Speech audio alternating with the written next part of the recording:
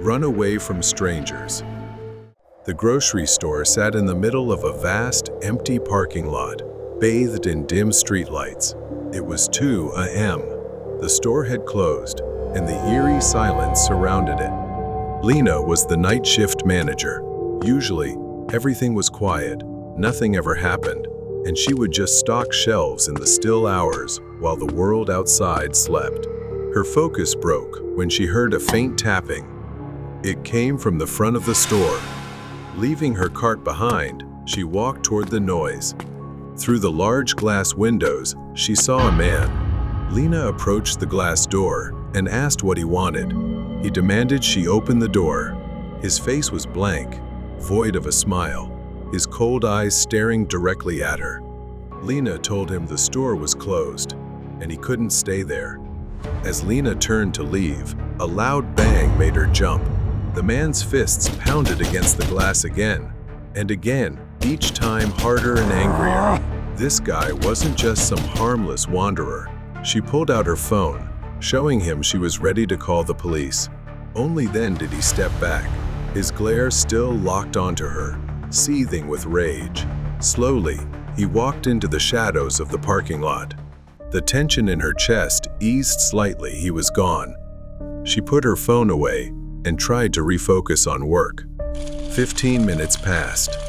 The tapping, the pounding, the man, they all faded from her mind as she lost herself in stocking shelves. But then, she heard a metallic snap, like something being torn apart. She abandoned her cart and rushed forward, fear surging in her chest. Her stomach dropped as she saw the glass door cracked open. The lock, the only thing keeping it secure, was gone. Lena spun around, sprinting toward the office, but froze in place. Standing just a few feet away, blocking her path, was the man. His expression hadn't changed, still that cold, dead, furious stare. Lena didn't think she just ran. She burst through the door, the man right behind her. Suddenly, an old, battered van screeched into view, speeding toward the front of the store. It swerved dangerously, nearly hitting her as it came to a halt. Lena's heart pounded in her chest. Lena stepped forward, running past the van, but then everything flipped. A sharp, sudden pain exploded in the back of her head. Lena's body lurched forward, collapsing to the ground. She didn't even have time to process what had happened before everything faded into darkness. Lena woke up with a pounding headache, her wrists tightly bound behind her back. The truck bounced and swayed as it sped down an unfamiliar road. Her mind was hazy, disoriented. For a moment, she had no idea where she was. Lena started piecing it together. The man. The truck. Maybe she had been kidnapped. Lena knew she had to act quickly. She glanced around. The interior was pitch black. But then, she spotted a pile of old tools, a rusty toolbox, and a few scattered metal pieces on the floor. Lena twisted her wrists, testing the restraints. They were tight, but there was just enough slack to give her hope. She could hear him muttering to himself up front. This wasn't over. Lena took a deep breath, pushing down the rising panic. She needed to think. She needed to get out. Lena inched closer to the toolbox, searching for anything sharp. It was difficult, but she found a small metal shard. Awkwardly, Lena maneuvered her hands, rubbing the metal against the rope. Every pothole in the road sent jolts of pain through her, threatening to make her cry out and expose her escape attempt. Suddenly, she felt the rope loosen. A few more scrapes, and it snapped. Her wrists were free, but she couldn't move too fast. Lena glanced at the front seat, where she could see the back of the driver's head. He hadn't noticed she was awake yet. She spotted the unlocked door. She needed a plan. The truck slowed as it made a sharp turn onto a dirt road. This was her moment. Taking a deep breath, she yanked the back door open and leaped into the night. She hit the ground hard, pain shooting through her body. as she tumbled over dirt and gravel. For a moment, she thought she wouldn't be able to move, but then the adrenaline kicked in. Lena staggered to her feet, sprinting into the dense darkness of the trees. Behind her, the old van screeched to a stop. She heard the man shouting, but she didn't look back. She just kept running. Branches scratched at her skin as she tore through the dense underbrush. Her mind teetered between fear and survival. She could hear the man coming. She couldn't let him catch her again. Ahead, she spotted a clearing and the faint glow of streetlights through the trees. A road. If she could reach it in time, she'd be safe. Lena burst out of the woods and onto the road, waving her arms frantically as a car approached. The headlights blinded her, but she didn't care. She threw herself in front of the vehicle, screaming for them to stop. The car screeched to a halt, and she collapsed onto the pavement. The driver jumped out, shouting something, but Lena was too weak to respond. All she could do was whisper, "Help." The driver pulled out a phone and called the police.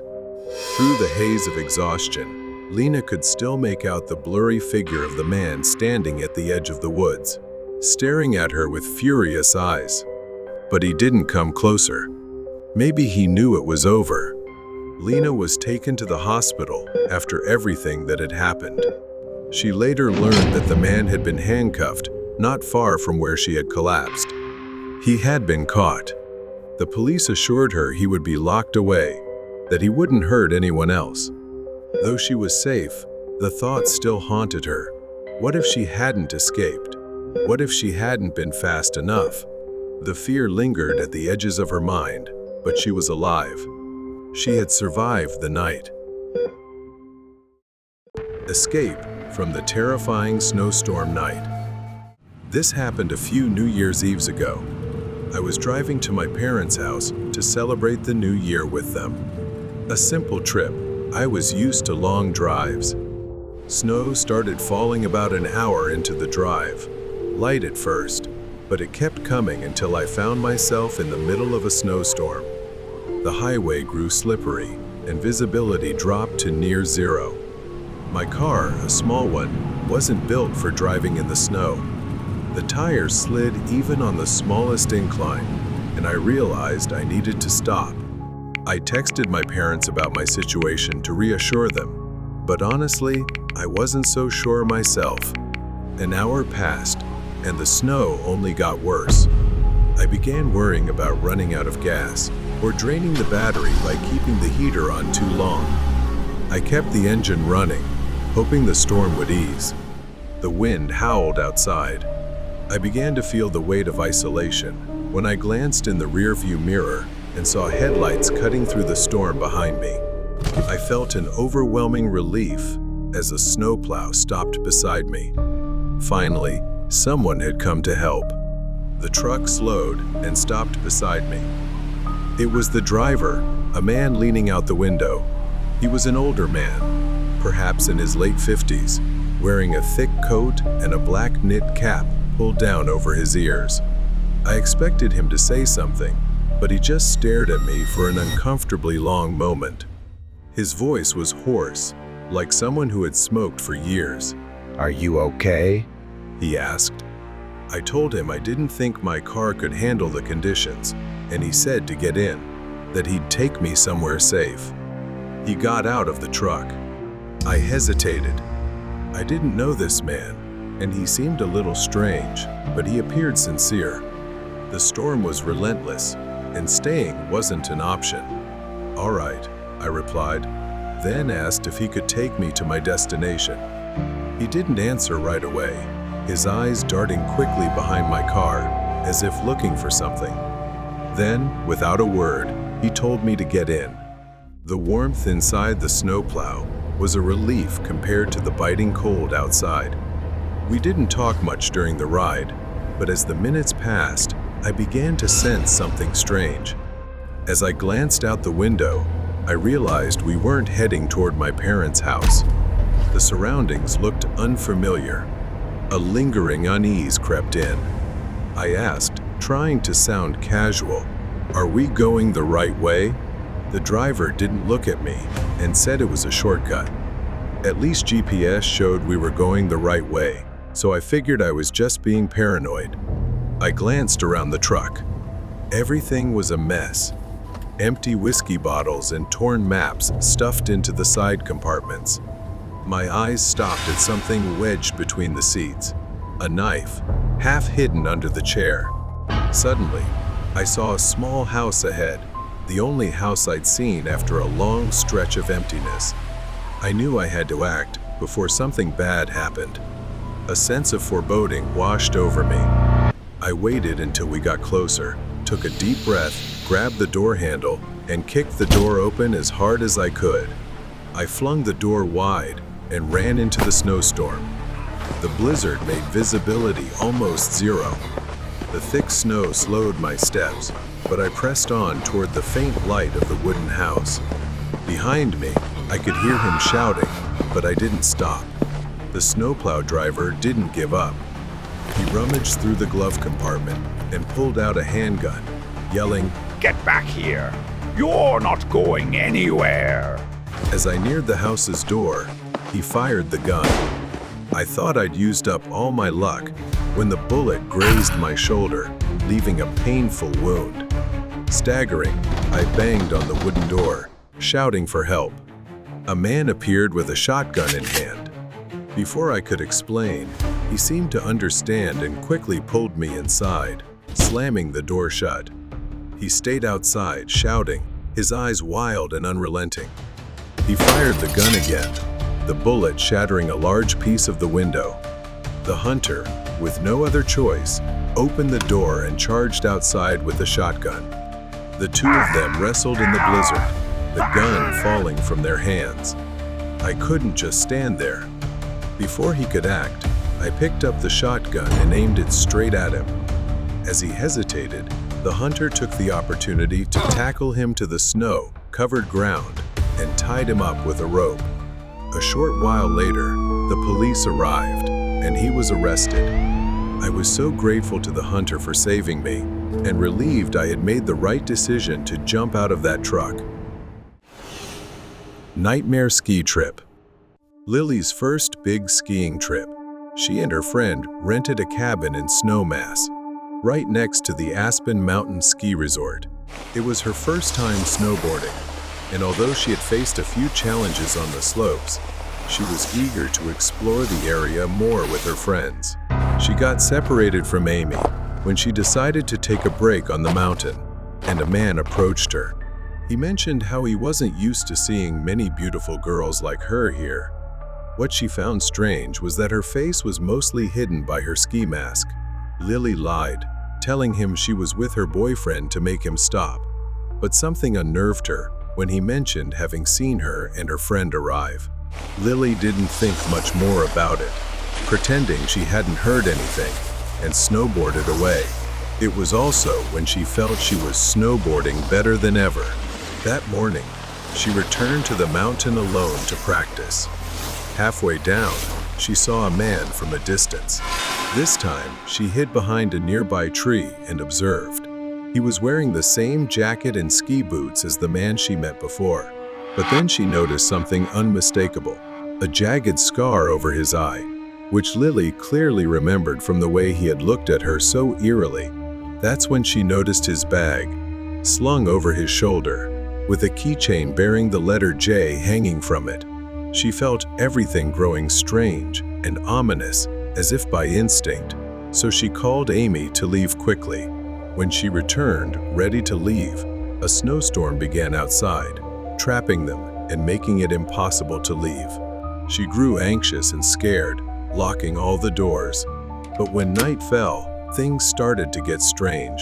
Later that night, they went to their rooms to sleep. Lily, unable to sleep, stayed up looking at her phone. The house was quiet, but the eerie silence was broken by footsteps on the wooden floor. The sound grew louder, and then she heard something that sent chills down her spine. The doorknob turning. It wasn't her friend, it was someone else. She sat up and called out for Amy. No one answered, and panic started to set in. But she paused, Wondering why they were trying to enter her room, she tiptoed to the door, pressed her ear against it, and listened carefully. The footsteps had stopped, and the silence was stifling. Lily quietly unlocked the door and turned the knob, pushing it open as gently as possible.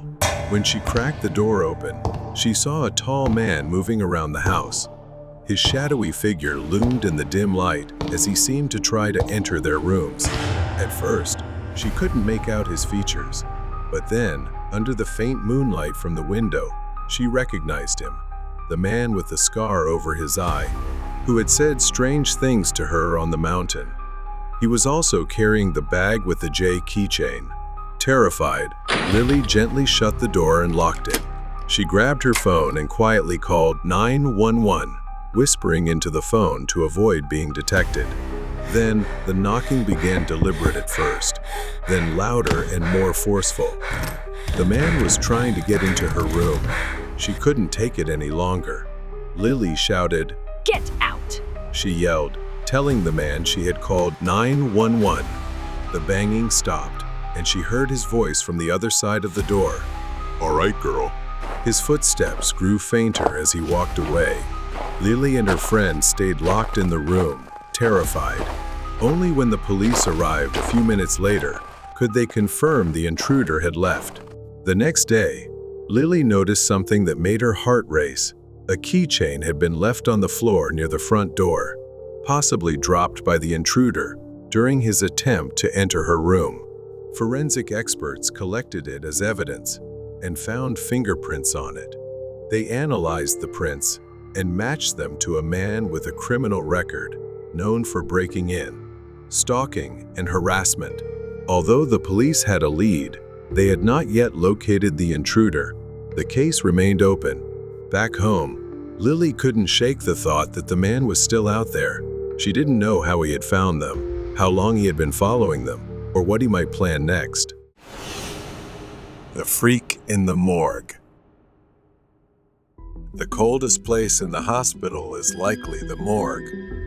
Stainless steel drawers holding the dead stretch out like a cold, metallic labyrinth. The air is thick with the scent of antiseptic. I am a forensic pathologist. Today, I'm on shift, preparing my tools for my work. Tonight, I noticed something strange. Foreign objects have appeared during autopsies before, like a rusted coin or a few plastic beads. This isn't the first time something unusual has shown up during an examination. I stepped into the storage room, searching for some necessary items, but a few tools were missing.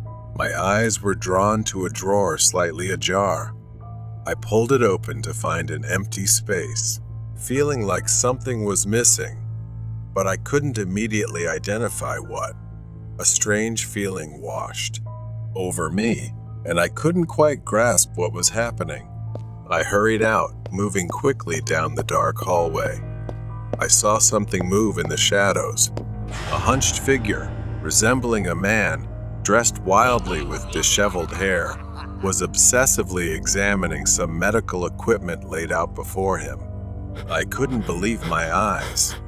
Horrified, I saw a clump of hair, a severed finger, and other small body parts. He held them as if worshiping and collecting them. I felt nauseous and disgusted by him, but I forced myself to stay because I knew I needed to do something. I hadn't finished my work yet.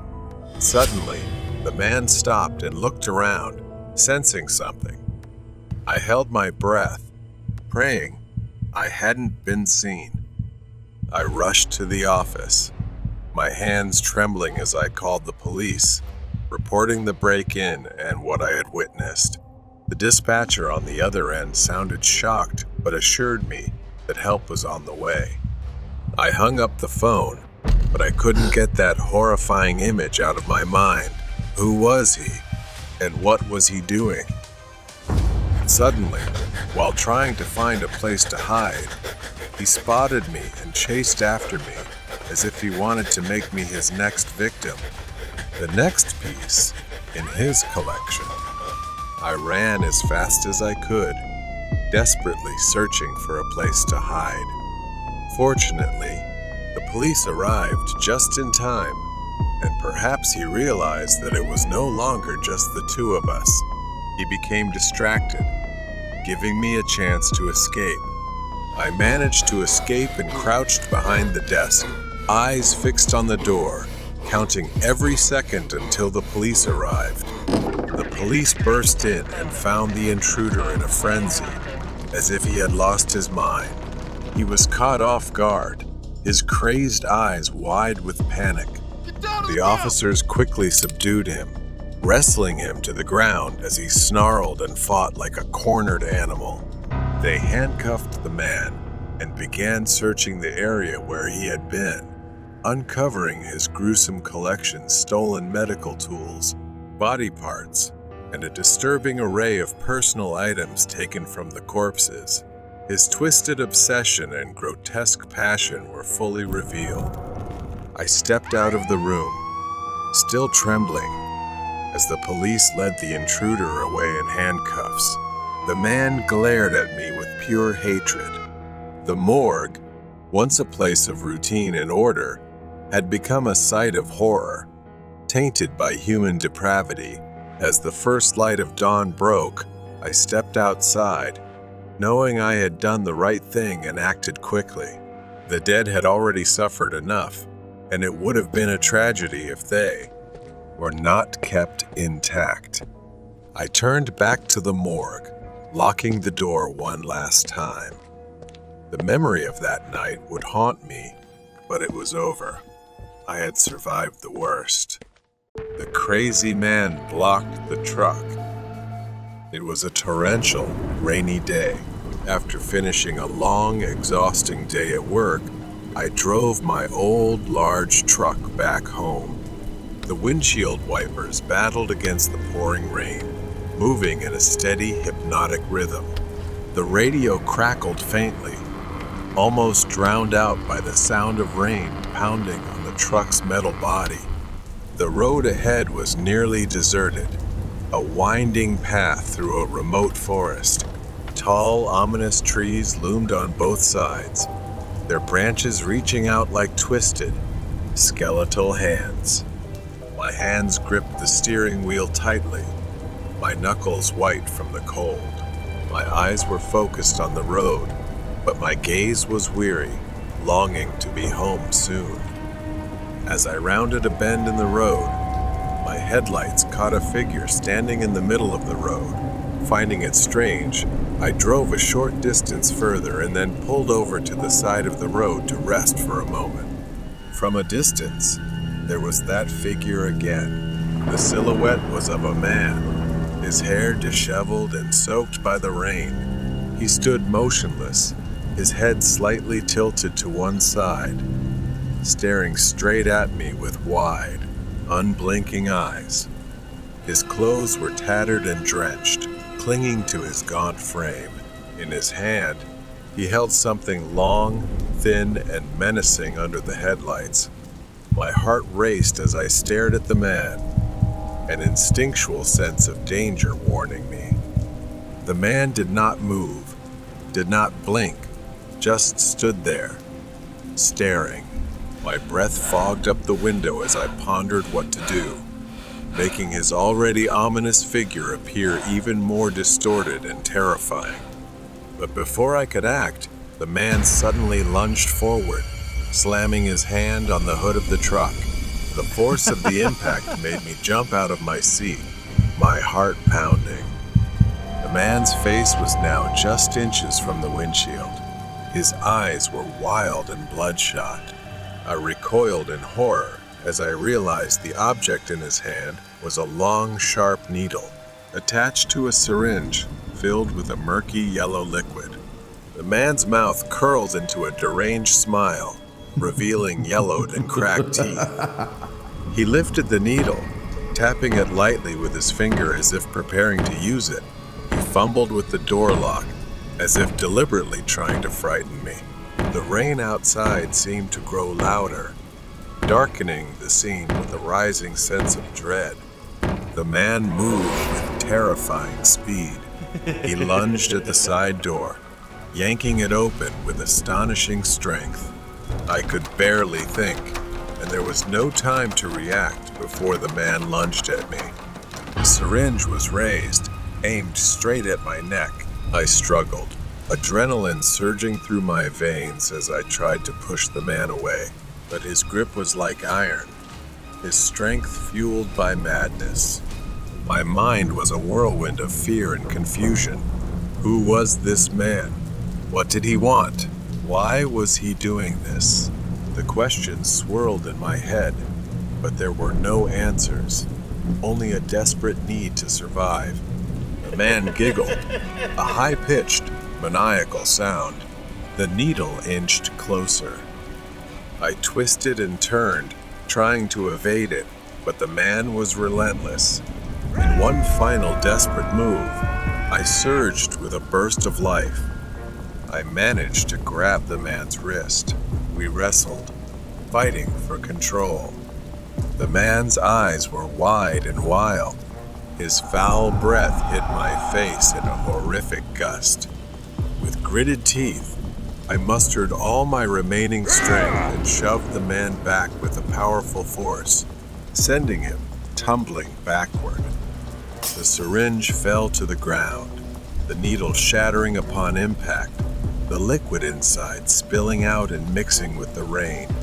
I slammed the door shut and locked it, breathing heavily, tense with fear. I watched as the man staggered to his feet. He let out a frustrated scream, his voice echoing through the empty forest. I didn't wait to see what he would do next. I quickly shifted the truck into gear and hit the gas, the truck speeding away from the deranged man. Exhausted and shaken from the struggle, I drove in silence, quickly contacting the police about the incident and heading straight to the hospital. The man's wild eyes, his maniacal grin, the syringe filled with that strange liquid, they all haunted my mind. After the police investigated, they finally apprehended him and placed him in custody for psychiatric treatment. It turned out he wasn't just targeting me. He was after others as well, all as part of the twisted pleasure of a deranged mind. Stalker at the bus stop. A quiet and snowy Sunday evening. I was sitting at the bus stop, looking at my phone, and realized I had missed my bus. I started to shiver as the weather grew colder. Time passed slowly. I pulled out my phone again, put on my earphones, and selected a song to forget the uncomfortable cold. I looked around, realizing I was completely alone. No cars, no pedestrians, just an endless, empty street. Nearly an hour went by, and the bus was still nowhere in sight. I checked my phone again. The screen showed no updates on the bus's arrival, and the battery was dangerously low. A while later, I sensed some movement. A man wrapped in several layers of thick clothing, his face obscured by a knitted hood. The man walked with a strange, almost unsteady gait, as if he wasn't sure where he was going. I froze but tried to focus on my phone, not wanting to draw attention. The man approached the bus stop and sat at the opposite end of the bench. My discomfort grew. I glanced at the man, noticing part of his face exposed under the hood, a gaunt, pale face with eyes that seemed unfocused, distant. The man was muttering something to himself, his words slurred and incoherent. I shifted uncomfortably, sensing that something was off about this person. He moved closer, almost imperceptibly at first, but with each subtle shift, he inched toward me. My unease turned into panic as the man continued to slide closer, his gaze fixed on me in a strange, unsettling way. I felt a chill run down my spine. Suddenly, I felt the man's presence right next to me. The tension was unbearable. I quickly stood up, grabbed my bag, and started walking away from the bus stop.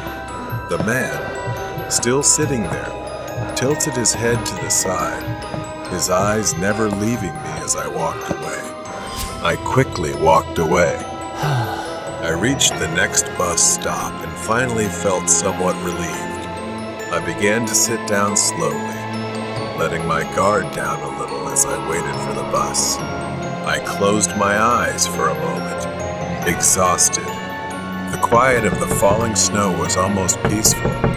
Suddenly, a loud and rapid knock shattered the silence. My eyes shot open, my heart racing, and I slowly turned around to see the man from the previous bus stop, standing on the other side of the glass, his face pressed against it, grinning maniacally.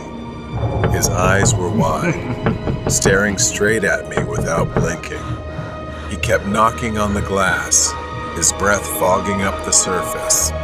Panic flooded my body.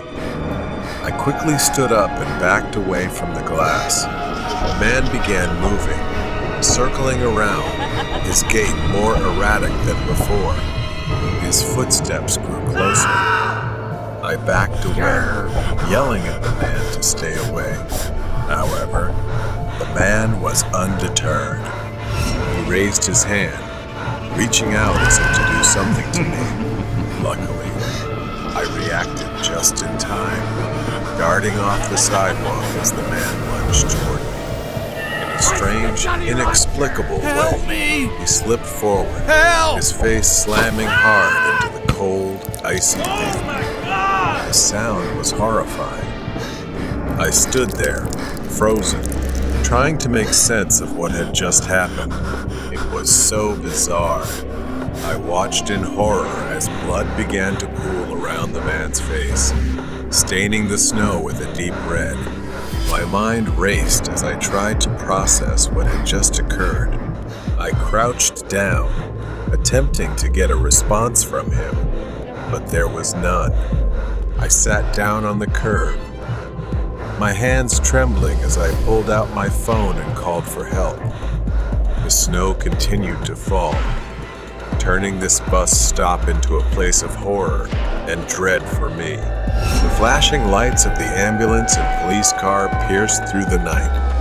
Paramedics rushed to the man's side, but it was clear that something was very wrong with him. As the paramedics searched the man's belongings, they found a photograph in his wallet, a picture of the man with a boy who looked eerily similar to me. The police explained that the man had been on prescription drugs after losing his son, and his mental state had deteriorated ever since. I realized, with disbelief, that the man may have mistaken me for his lost son. A few days later, I took my driving test. As I drove, I glanced down the road where the bus stop was in the distance, the events of that night still haunting me deeply.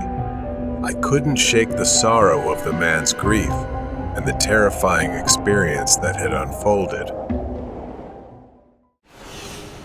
The mysterious curse of donuts. Moving into a new house is always unsettling. John and his wife, Lisa, had just moved into an old house next to an abandoned Dunkin' Donuts, left in ruins nearly a decade ago. They had no idea the house harbored such a dark history. The fire had destroyed the building, leaving behind charred ruins and rumors of hauntings, which gave the area an eerie reputation. However, they never believed in such tales. At first, they enjoyed their new home and gradually adjusted to the quiet neighborhood. However, things quickly turned strange when a mysterious box of donuts began appearing on their doorstep every morning. It was a plain cardboard box, unmarked and without any notes, containing a dozen perfectly arranged donuts. John was suspicious, thinking it was some kind of prank, but Lisa, on the other hand, was delighted. She loved sweets, especially donuts. He brought the box inside, and Lisa eagerly opened it. Look, they're fresh. She exclaimed. He frowned. I don't know. This seems a little strange. John felt uneasy trusting food from strangers. Despite Lisa's claims that he was overreacting, John threw the donuts away. He didn't want to take any risks, but the next morning it was back. Another box of donuts. He threw it away again, but the pattern continued. A few days later, a new neighbor moved in and brought them a box of donuts as a gift. John's instincts told him something was off, given the recent events. He gave a weak smile, took it inside, and threw it away. But one day when John came home, he found her eating a donut from the box. She dismissed his concerns with a weak laugh, saying, It's just a donut. That night, however, things took a disturbing turn. John woke to the sound of 3 knocks on the window, followed by 2 more. Then it intensified as he heard footsteps in the hallway and a strange bell ringing. It was a soft chime, like a hotel bell ringing. When John asked Lisa if she heard it, she mumbled in her sleep, turning her back to him. Over the next few days, the noises became more frequent. The knocks, footsteps, and bells. They felt like they were living in a nightmare. Lisa began acting strangely, growing distant and staring at the wall. One night, John found her standing completely still in the kitchen. Lisa, what are you doing? He asked, but she didn't reply. Suddenly, the same bell rang, and before he could react, she turned to him with a vacant stare and lunged at him with a knife in her hand. John narrowly dodged the knife, staggering backward. He escaped death by a hair's breadth, but Lisa's behavior grew increasingly erratic. Then she charged at him, as though possessed by madness. She began chasing John through the house, as if something was controlling her every move. However, as John reached the front door and flung it open, Lisa suddenly stopped. Her head jerked to one side, her neck twisting unnaturally as she stared at the abandoned Dunkin' Donuts building. Lisa? John called out, desperate. What's happening to you? But she didn't reply. She just began walking toward the ruins, her steps slow and deliberate. John followed her, keeping a safe distance. The neighbors began stepping out of their homes, drawn by the commotion. An elderly man approached John, his face pale and filled with confusion. He warned John that the building had a dark history. It had burned down 10 years ago, killing 6 people inside. He said, rumors claimed the place was cursed, though no one knew the full story. John looked at Lisa, who continued walking toward the burned ruins, oblivious to everything around her. The entrance was nothing but rubble and charred remains. She stepped inside and headed straight for the old counter. Fearful, John followed her, unable to leave her alone. Lisa bent down and picked something up from the debris. It was a tarnished desk bell, identical to the one John had heard in their house. Lisa placed it on an old countertop and began ringing it repeatedly, as if entranced. The sound echoed through the ruined building, sending a chilling wave through him. Not knowing what else to do, he shakily called the police. When the police arrived, Lisa was still standing there, her face void of expression, ringing the bell like a madwoman. They sedated her and took her away. They admitted her to a mental health facility, but she hasn't responded since. 2 years have passed, and Lisa still hasn't opened her eyes. John can't shake the feeling that the donuts somehow caused all of this. He wishes she had never eaten those donuts that Curse game. The scars on Lily's left side would haunt her forever. Lily had always been an adventurous soul, and her friends Emma and Claire were drawn to mysteries and the unknown. So when they stumbled upon an old, strange board game on eBay, rumored to be cursed and capable of summoning spirits, they couldn't resist. They decided to play it at Lily's house. Lily, Emma, and Claire gathered in the living room. The game, An old board with strange symbols carved into its surface and a small glowing crystal in the center seemed harmless. Claire, ever the skeptic, laughed as she read the ominous instructions aloud, daring the group to proceed. They all mocked the superstition, thinking it was just a game. Claire even cheerfully touched the crystal and recited the incantation. Lily giggled nervously. This is ridiculous. I can't believe we're doing this. Her fingers grazing the crystal. Emma pulled out her phone and started recording, eager to capture the fun. All right, let's get this over with. Emma said, reading the instructions aloud. She muttered the words with mock seriousness, placing her fingers on the crystal. Lily and Claire followed suit, though a growing unease crept over them. The words sounded strange, almost as if they weren't meant for human tongues. The atmosphere grew heavier as the ritual completed. At first, nothing happened. The lights flickered as they laughed at the absurdity of it all. But then, the lights went out completely, plunging the room into darkness. Lily fumbled to turn on her phone flashlight. As its beam illuminated the room, they tried to laugh it off, but the atmosphere had changed. Heavier, almost suffocating. As they gathered their things to leave, the three of them headed to the kitchen. The cabinet doors flung open with a loud bang, pots and pans crashing to the floor, echoing through the otherwise silent house. Suddenly, they heard footsteps behind them.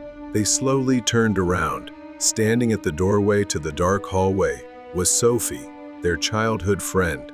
But Sophie had died 3 years ago in a car accident. Is it really you? Lily's voice trembled as she cautiously stepped forward. Sophie didn't reply. She just stood there, staring at them with lifeless eyes. As they stood frozen, the temperature plummeted further. Their breath turned to mist, and Sophie began moving toward them, her movements unnaturally slow, as if she were floating. Lily backed away, fear overwhelming her. The lights flickered again, casting strange shadows that made Sophie's form appear even more distorted. The growling sound grew louder, closer. Get out now. Claire screamed. We have to leave. Panic overtook them as they turned and ran toward the back door, but it slammed shut before they could reach it. They turned to see Sophie, now standing in the middle of the living room, smiling. Suddenly, Claire screamed, clutching her arm where deep, bloody scratches had appeared. Her scream pierced the tense silence. Lily grabbed Claire's arm, trying to pull her away from the invisible claws seemingly attacking her. A shrill laughter filled the air, growing more frenzied with each passing second. Darkness enveloped Sophie, and they rushed to the basement, hoping to escape. There was a window there they could climb through. They raced down the stairs as Sophie's ghost followed. The basement door was stuck, but with combined effort, they managed to force it open. Lily fumbled with the window latch, her hands trembling as she tried to pry it open. Then, a force grabbed Lily, slamming her into the wall painfully. She felt a sharp, stabbing sensation in her side. Claire and Emma screamed, trying to pull Lily away from the invisible grip.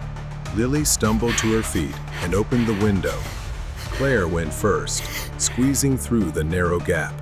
Emma followed, but as she began crawling out, Lily felt something cold and sticky touch her leg. With one final tug, Lily was pulled back inside along with her friends. Lily looked up to see Sophie standing there, her eyes blazing like fire. Perhaps she wanted something from them. Lily thought of the crystal. It was part of the game. They needed to get rid of it. She remembered seeing the crystal on the floor earlier. If it was the key to this nightmare, they had to destroy it. Lily ran back into the house, ignoring her friend's cries. Inside, the living room was in disarray, furniture overturned. Then she spotted the crystal, its dark surface reflecting the chaos around her. Determined, Lily grabbed it, a sharp pain shooting up her arm. Sophie reappeared, her face contorted with inexplicable anger. Lily threw the crystal with all her strength, It soared through the air and crashed onto the pavement outside, shattering into 1,000 pieces. As it shattered, the growling ceased. Sophie's image flickered and then vanished, leaving only an eerie silence. They stood there, gasping for breath, realizing it was finally over. As dawn broke, everything had finally ended. Lily and her friends huddled outside, their faces pale, etched with the terror they had just endured. Midnight flight. Due to his job, Lucas frequently traveled for business to meet clients. He was sitting alone at the airport, waiting for a late-night flight back to Sydney. The clock showed 1 a.m. The area where he was seated was almost deserted, except for a few scattered passengers. Lucas had his headphones on and was engrossed in his phone. The atmosphere felt strangely empty for such a usually busy airport. At that moment, a flight attendant, a woman in uniform with an eerie, unsettling smile, approached him and gently tapped him on the shoulder. Sir, your flight is about to depart. I think you missed the announcement. Lucas glanced around and realized he was the only one left in the waiting area. The elderly couple had already left, and there were no other passengers. His flight was scheduled for 1:30 a.m., but it was already 1:15 a.m. He quickly stood up and thanked her, surprised at how fast time had passed. Lucas got up and began following her. As they walked through the airport, he noticed something odd. She seemed to walk with an uneven gait. Then, he noticed a deep scar on her left leg, and her skin looked unusually pale. She led him onto the plane, and as he stepped inside, he was stunned to see that the entire plane was packed with passengers, none of whom he had noticed or seen in the waiting area. The atmosphere inside the plane was eerily silent, so much so that for a moment he thought no one was breathing. The passengers sat with their heads bowed, not talking, almost motionless. After boarding, she leaned close and whispered in his ear. Please take your seat, sir. If he had been alone, he might have screamed. The cold, chilling breath in her whisper made his ears feel frozen. Lucas went to his seat by the window. As he sat down, he noticed a thin man in formal attire seated next to him, but there was something off about his face. Lucas felt the plane was unusually cold, and soon, a foul stench began to permeate the air around him. Lucas fastened his seatbelt and waited for the plane to take off, but none of the other passengers moved or changed their behavior. They all remained silent and expressionless. He told the man next to him, It's so cold in here. The man didn't reply. He just sat there with his head bowed. Lucas thought maybe he was asleep or didn't want to talk. Then all the lights began flickering. Suddenly, the emergency alarm blared, and the plane started shaking violently. Lightning flashed across the sky outside. A violent jolt caused luggage to fall from the overhead compartments. He screamed, but the man next to him and everyone else showed no signs of panic. They all sat like statues, seemingly indifferent to what was happening. In a panic, Lucas tried to unbuckle his seatbelt, but it was stuck. Desperate, he shouted for help. Then, he turned to the man next to him, saying, Excuse me, please wake up. This plane is going to crash. Please, we need to do something, or we're all going to die. As Lucas struggled, the man next to him slowly looked up. His face was horrifying, with one side severely burned and scarred. He smiled, a chilling, terrifying grin, and said, They're all dead. The other passengers now revealed grotesque faces. A spine-chilling, sinister laughter erupted from all of them. They began laughing in unison, a shrill, terrifying sound. Please let me off, he begged. At that moment, his seatbelt came undone, and he ran toward the exit to escape. But the flight attendant suddenly appeared, blocking his path. Her face was now unrecognizable, her body covered in wounds, smeared with blood, and she had a wide, menacing grin. He shoved the flight attendant aside and ran toward the cockpit, hoping to find the pilots. When he opened the door, he was met with a horrifying sight.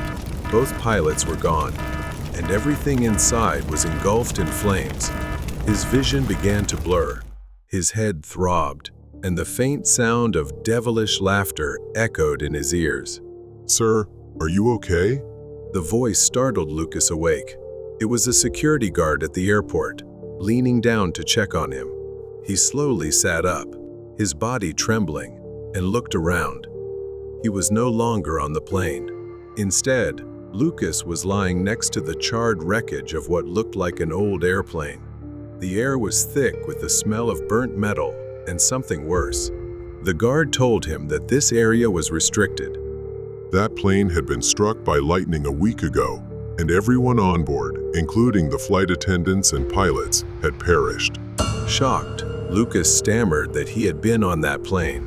He looked at the plane, horrified by what he had just experienced. He knew he had narrowly escaped the dark fate that had befallen the passengers of that ill-fated flight.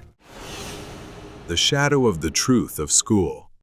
Everything began when rumors spread across the school about a series of students mysteriously disappearing. The administration remained silent, with no official statements, but whispers filled the hallways. Lena was a quiet, diligent student who often immersed herself in schoolwork. She loved solving puzzles, seeking answers to difficult questions, and spending hours reading books. Some people said the students had run away. Others believed something darker was happening. Lena noticed the growing number of empty seats in her class, the somber faces of teachers, and the whispered conversations among students created a heavy atmosphere, and a sense of unease loomed over the school. Lena, always logical, dismissed the idea of anything supernatural or strange. But when Anna, a classmate she'd known for years, vanished without a trace, Lena became increasingly curious. Anna was supposed to meet Lena at the library, but she never showed up. The next day, Lena discovered Anna had joined the list of missing students with no explanation. She started piecing together the timeline of the disappearances, observing the dates and times when students went missing. It was always the same. They disappeared after a specific time, during the late hours of night school, after extracurricular activities had ended. Lena's curiosity led her to the school library, where she found old newspapers describing similar cases from years ago. She discovered an old yearbook featuring photos of students who had been part of a club years ago. Strangely, many of those photos were now listed as missing in old newspaper articles. One evening, as she stayed late studying, she heard faint noises from the hallway. Curious, she peeked outside and saw a woman with long blonde hair running past. Strangely, she didn't recognize the woman, and the timing seemed odd for someone to be running around the school building. Curious and uneasy, Lena decided to follow her. She trailed the blonde woman through the dark hallways of the school, staying out of sight.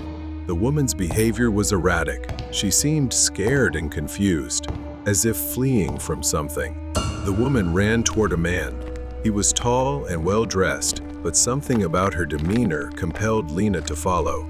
It was unusual, almost fearful.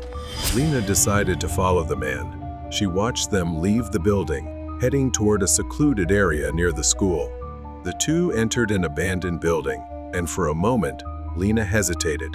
She followed them into the eerie darkness of the building, but just as she was about to step inside, she heard the woman's scream echoing through the night. Lena froze in place. It was too late to turn back. She cautiously stepped into the dark hallway of the building, the cries from afar growing louder. She moved toward a faint light at the end of the hallway, emanating from a slightly ajar room. As Lena approached, she could see photos on the walls, featuring blonde-haired girls. The names of the girls were written beneath their photos, but one name made her freeze in her tracks: Anna. She was stunned to see her own photo, following that of the girl she had just seen. Lena scanned the room and saw two blonde-haired girls, and to her horror, one of them was Anna. Both girls were emaciated, their hair crudely chopped, And then he began to approach. Lena quickly backed away as she heard the man's voice. Anna's voice echoed in the room. Jack, please forgive me. She pleaded, her voice trembling with fear. Lena suddenly realized that this Jack was far from ordinary, and he was not someone she should confront. She needed to stay calm and avoid drawing attention. She decided to quietly leave. She left the abandoned building, found a safe spot, and quietly called the police. In the end, the truth came to light, and Jack was arrested. Investigations revealed that Jack had a troubled past. He was once a boy who was rejected by a blonde girl he loved. Jack was an unassuming, chubby boy with an unremarkable appearance. He confessed his love to a blonde girl, but she mocked him as fat in front of everyone and rejected his feelings. After years of bullying and humiliation, especially that public rejection, his anger grew. His hatred festered, and now, whenever he saw blonde-haired girls, he loathed them. Regardless of who they were, he imprisoned them, cut their hair, and starved them into frailty. Lena felt fortunate to have uncovered the truth early and lucky that she was not the next victim, along with those who came after. The Nightmare Delivery Trip. Ryan, a hard-working pizza delivery driver, had been working night shifts for 2 years. His job usually involved driving, delivering, and collecting payments. Most nights went smoothly, but one fateful night changed everything. Near midnight, Ryan received the final delivery order of his shift. The address was on the outskirts of town, near the industrial area, a place he had never delivered to before. The streets were eerily deserted, with most streetlights flickering or completely off. The place always gave him a sense of isolation, but Ryan assumed it was just another late-night delivery. He saw a small, rundown house that didn't scream danger. Yet, something felt off about the place. At the end of the driveway stood a tall man wearing a gray coat and jeans. He didn't move. He just stood there, staring at Ryan's car with an unsettling smile. Ryan hesitated but regained his composure, grabbed the pizza, and approached the man. Hey, here's your pizza. Ryan said, naming the price, but the man didn't rush to pay. Instead, the man slowly pulled out a handful of coins. He began counting them one by one, placing each coin into his other hand, as if performing some ritual. The air grew colder with each passing second. My fingers began to freeze around the pizza box. The man's grin widened as he said, You drive too fast, Ryan. Ryan froze. How did he know his name? Panic surged through him. What? Ryan stammered. I don't know you. I don't think we've met before. Then Ryan quickly backed away. He hurried back to his car, started the engine, and drove off. But when he glanced in the rearview mirror, he saw the man still standing there, holding the pizza and staring at him. But that wasn't the last time. A week later, near the end of his shift, Ryan's manager assigned him one final pizza delivery for the night, another strange order. The address was a house on the outskirts of town, near where he had gone before. The house he arrived at looked abandoned, with boarded-up windows and peeling paint. A note was taped to the door, delivered to the basement. A chill ran down Ryan's spine. Delivering to a basement was unusual. Reluctantly, needing to finish the job, he decided to follow the instructions. As he approached the basement door, he hesitated. A loud creak sounded as he opened it, revealing a narrow, chilly staircase leading down. Something felt off. Hello? Ryan called, his voice trembling, but there was no response. At the bottom, the basement stretched into darkness, with several doors lining the walls. One door was slightly ajar, with a faint light spilling out. The small room was dimly lit by a single lamp. In the center of the room was a figure of a man, entirely sculpted out of wax. It was almost perfectly life-sized, like a real person. At first, Ryan thought it was some kind of artwork. The figure slumped in a chair, its wax face eerie and lifelike, with deep eyes and a twisted, unsettling smile. The extraordinary detail made him shiver, wrinkles on the skin, hairs embedded perfectly in the wax. But there was something unsettling, a thin layer of moisture on the wax, making it seem as though it was sweating. Ryan placed the pizza box on the table, instinct urging him to leave. But something about the figure drew him closer. As he got closer, he noticed small cracks running along the wax skin. And then he saw it. Beneath one of the cracks was something red, a dark, congealed liquid. He didn't want to think it, but it might have been blood. Then, as he put his hand near the nose, he felt a faint breath. He leaned closer, and that's when he noticed the chest. It was faint, almost imperceptible, but the chest was rising and falling ever so slightly. Ryan turned to leave, but the door slammed shut behind him. Ryan spun around to see a man stepping out from the corner of the room, tall, gaunt. It was him, the man Ryan had met earlier. He wore a dark apron, stained with streaks of wax and blood. In his hand, he held a brush dripping with molten wax.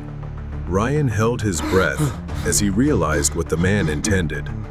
Just as he thought, the figure in the chair wasn't a sculpture but a person, encased in wax, still alive.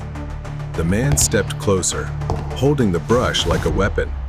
You shouldn't have come here, but maybe you'll make a fine addition. Ryan dashed for the door, but the man was quicker, grabbing his arm. His grip was cold and sticky, and Ryan could feel the wax coating his skin. Help me. Ryan turned to see the wax man's lips moving, his eyes darting desperately. It was the first sign of life he had shown. Ryan broke free from the man's grip, grabbed the desk lamp, and smashed it into the man's face. The bulb shattered, plunging the room into darkness.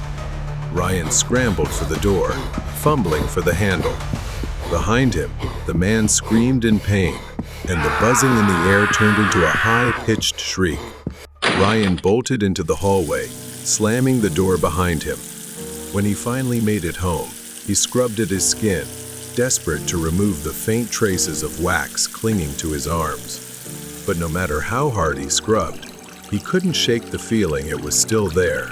Ryan quit his job the next day and reported the incident to the police.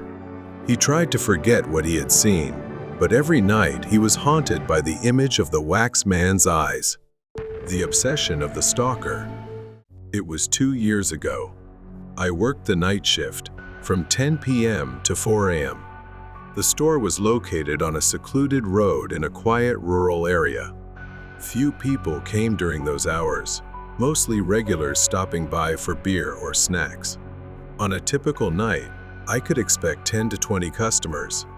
It was an ordinary job, the kind you do to make a living, and I never anticipated anything out of the ordinary.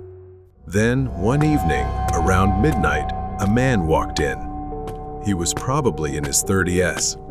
At first, he seemed normal, and nothing unusual happened. But then, he started making strange noises, loud, uncontrolled yells. At first, I thought he might have a mental disability or be unwell. My brother has a similar condition, so I felt some sympathy for him. He didn't come to the counter like most customers. Instead, he stood there, staring at the ceiling, his eyes fixed on some distant point above, making unsettling noises. I felt uneasy, unsure how to handle the situation. I tried talking to him, but he only continued making those incomprehensible, strange sounds. I kept checking outside to see if he had come with anyone, but the parking lot was empty. It seemed he had walked here from somewhere unknown. He stood there for so long, staring at the ceiling and making noises that I finally tried to get him out by handing him a bag of chips and saying, "You can go now." He didn't seem to care, lost in his own world. But then, suddenly he turned and walked out of the store. I felt an odd mix of relief and fear. The man was strange, but at least he was gone. About an hour later, the phone rang. I picked it up, but the moment I heard the same loud yell as before, I froze. It was him again. I slammed the phone down, unsure what to think. I started checking outside. Every little noise startled me, and I kept looking outside until 4 a.m. when my replacement finally arrived. My shift was over, and I was allowed to go home. I left the store as quickly as I could and went home. I threw my stuff on the table, ready to go to bed. But then, less than a minute after I walked in the door, the phone rang again. A chill ran down my spine. Who could be calling at 4 a.m.? I braced myself for the worst. It was him again, those unmistakable screams. Quickly hanging up, I couldn't shake the feeling that I was being watched. I drew the curtains, locked the doors, and refused to sleep until morning. During a night camera check, I saw him standing in a dark corner, just a few meters from my door, holding a knife and grinning eerily. Terrified, I thought about moving somewhere else. The next day, I went back to my night shift. While checking the stockroom, a sudden blow to the head knocked me down. Pain seared through me as everything went black. When I woke up, I found myself tightly tied to an old chair with rope in the store's stockroom. Before I could process what was happening, he stood before me, his haunted eyes glaring as he screamed about my brother. He was always loved and cared for. What about me? I was abandoned, treated like trash. He pulled out a knife and stepped closer, his face twisted with jealous rage. Realizing I couldn't escape by force, I knew I had to manipulate him psychologically and began talking to him. Maybe you're right, I can't understand your pain, but I can help. He hesitated, his eyes flashing with a glimmer of hope. I know you just want someone to understand you, don't you? If you untie me, I'll do whatever you want. He untied me but kept the knife in hand. I told him there was a surprise if he let me blindfold him. Using a piece of cloth from the stockroom, I blindfolded him. Quickly, I used the rope to tie him to the chair. When he realized what was happening, he began struggling violently. Keeping a safe distance, I said, "I'm sorry, but I can't let you hurt anyone else. I'll come back with help." I left, shut the stockroom door, and quickly called the police, leading them to the scene. Before they took him away, I told him, "I can't fully understand what you've been through, but I know you're not a bad person." He looked at me with eyes full of pain and inner conflict. Then he broke into tears. The police took him away, saying they would take him to a better treatment facility. I hoped my words had planted a seed of change in his mind. Back home, I found notes detailing my habits, like, Nico returns at 4:15 a.m., turns on the living room light at 4:18 a.m. This proved he had been watching me for a long time. But now, it was finally over. Months later, I received a letter from a mental health center. It was a short note from him, thanking me. I felt a wave of relief. I decided to move to a new place, start a new job, and live a more peaceful life. Though I occasionally think about what happened, I no longer feel afraid. The secret buried in the basement. This is a true story, something that happened to me when I was a child, but to this day, I'm still haunted when I think about it. I lived in a suburban neighborhood back then, right next to a childhood friend named Ben and his little sister Maggie. We would always play together, especially in their front yard. Even then, I could tell something wasn't right.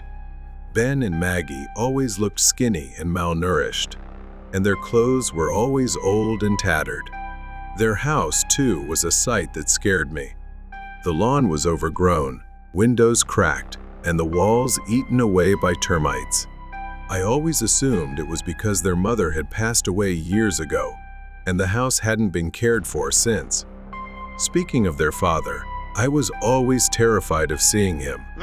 He was muscular, with horrible burn scars. It wasn't just his appearance. His voice was always angry, and he constantly yelled at them. One time, when we were playing in the front yard, he came home unexpectedly and scolded Ben for letting me onto their property. He grabbed me by the collar and threatened to give me a beating if he ever saw me near their house again. I panicked and cried the whole way home after that incident. After a while, I completely stopped seeing Maggie. She just disappeared. I feared that something terrible had happened to her. I overheard my parents talking about Ben's father. He was a veteran who had been dishonorably discharged after massacring a village full of innocent civilians. Another strange thing was that the body of his wife, Ben's mother, was never found. There were rumors that he had killed her too. Ben and I continued to play together, even though my parents warned me not to. One of his favorite games was hide and seek. Ben was a master at it. One day, while we were playing hide and seek in the yard, Ben suggested something crazy, playing hide and seek inside his house. I was hesitant, but honestly, a part of me had always been curious about what the inside of their house looked like. So, I agreed and went in. As I had expected, the place was a mess. Broken light bulbs, empty beer cans in every corner, and food stains on the walls. It looked more like a refuge camp than a house. Then I noticed something suspicious. The basement door was locked and chained shut. Ben told me I could hide anywhere, including the upstairs bedrooms, but I was never allowed to go into the basement, under any circumstances. I found the perfect hiding spot, an old, large wooden wardrobe. I slipped inside and shut the door. As I leaned back against the wall, it shifted. Losing my balance, I fell right through the cracked wall and tumbled into a dark place, what seemed like the basement. I stood up and tried to find my way out. The fear was overwhelming, and I couldn't stay calm. The stuffed animals mounted on the walls seemed to be staring at me. Then I heard crying coming from a chain door in the basement. I slowly moved closer and peeked through the crack in the door. I was shocked to see Maggie chained to a furnace. She had wounds all over her body and looked like she hadn't eaten in days. Before I could react, I heard the basement door open. Ben's father had returned and was coming down the stairs. I quickly hid behind a large shield.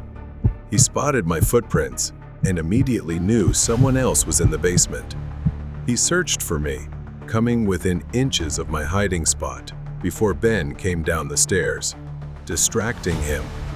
He grabbed Ben by the collar and shouted angrily. I seized the opportunity to sneak out, but not before exchanging a quick look with Ben. As soon as I got home, I told my parents everything that had happened. Within hours, Ben's father was arrested. It turned out he had been punishing them by locking them in the basement without food or water for days.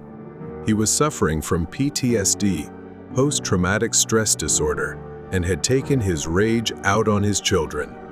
Afterward, Ben and Maggie were sent to live with their aunt in North Carolina. I never saw or heard from them again. The Bloody Delivery. A quiet, secluded suburban neighborhood with winding streets and houses far apart.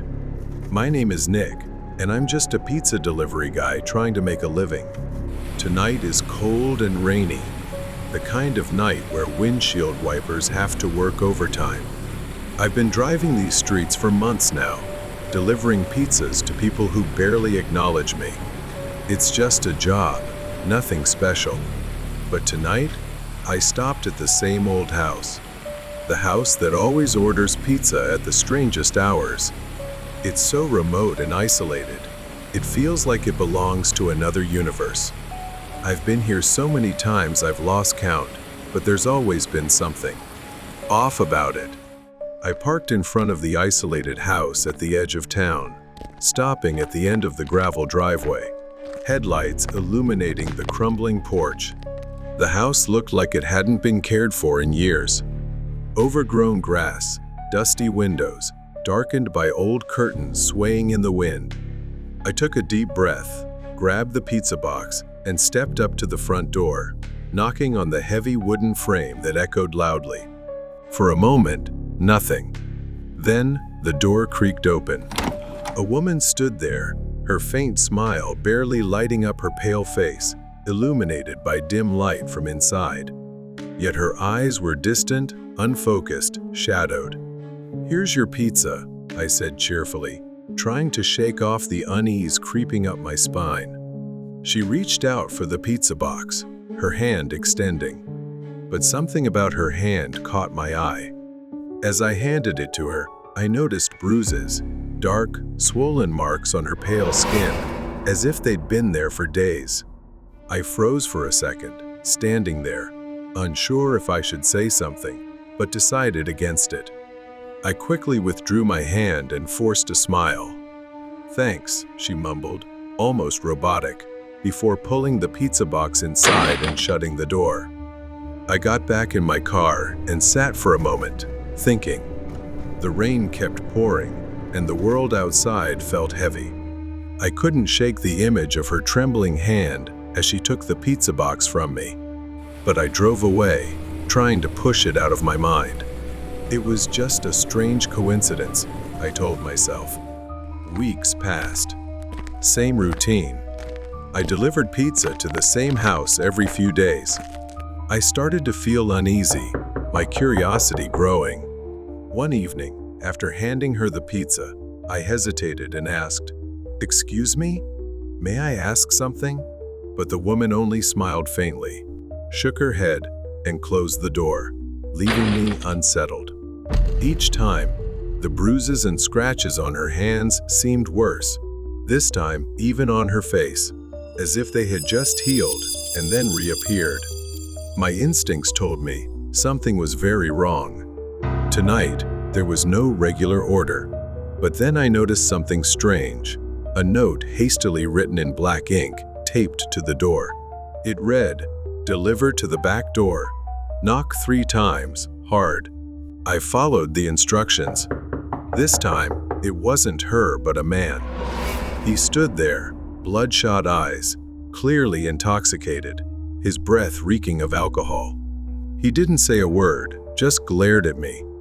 I instinctively stepped back, trying to keep calm.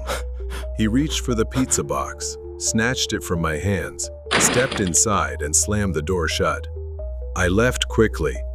One evening, I drove past the house again, not to deliver this time, just passing by after my shift. My curiosity got the better of me, and I glanced at the house. In the second-floor window, a figure appeared behind the curtain, flashing a light 3 times, repeatedly, over and over. But then, I saw the shadow of a man behind her, raising his hand as if ready to strike. I froze for a moment. I sat in my car, unable to take my eyes off the house.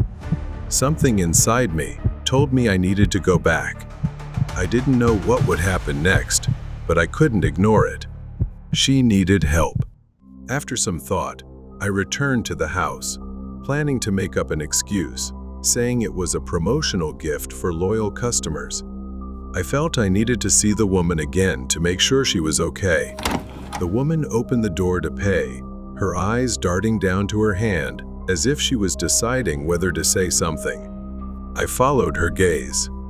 Then, her hand slowly moved down in an unusual way.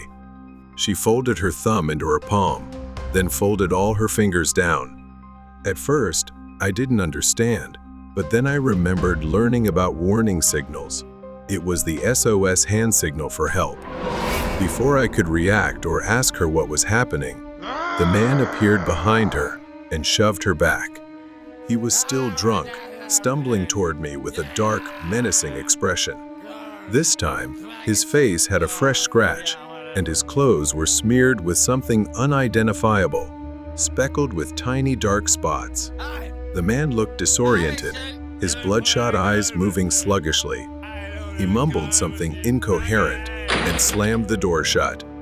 At that moment, I froze in hesitation, unsure if this was my responsibility and whether I was putting myself in danger.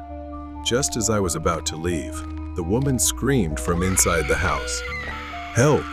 Please!" Her voice was filled with fear. I dropped the pizza box, instincts kicking in, and rushed through the door without hesitation, quickly moving into the house. I knew a bit about self-defense. I had trained in martial arts for situations like this. As I stepped inside, a scene of chaos unfolded. It was horrifying. She was pinned to the floor, struggling under the man's weight, her face wet with tears, and her hands partially bound.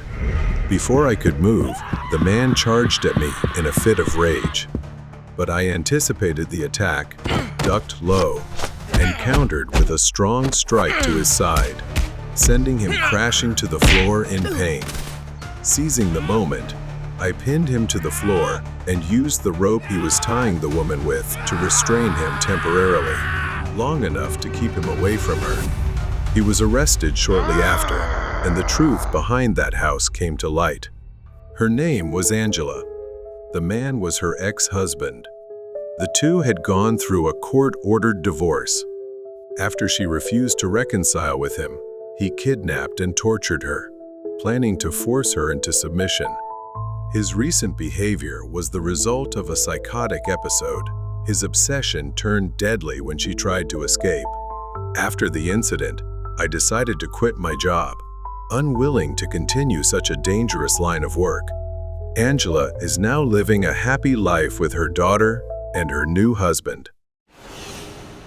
The possession of the red dress. Ben, my best friend, and I went to a remote lakeside campground for a quiet weekend of fishing. The night air was cold, peaceful, with only the crackling of the fire and the occasional splash of a fish jumping out of the water. We were enjoying this calm together. I suggested grilling the fish, and Ben agreed to gather firewood. He went to the forest's edge to find some. Along the way, he found a lot of dry branches scattered around, but then he saw something red in the darkness.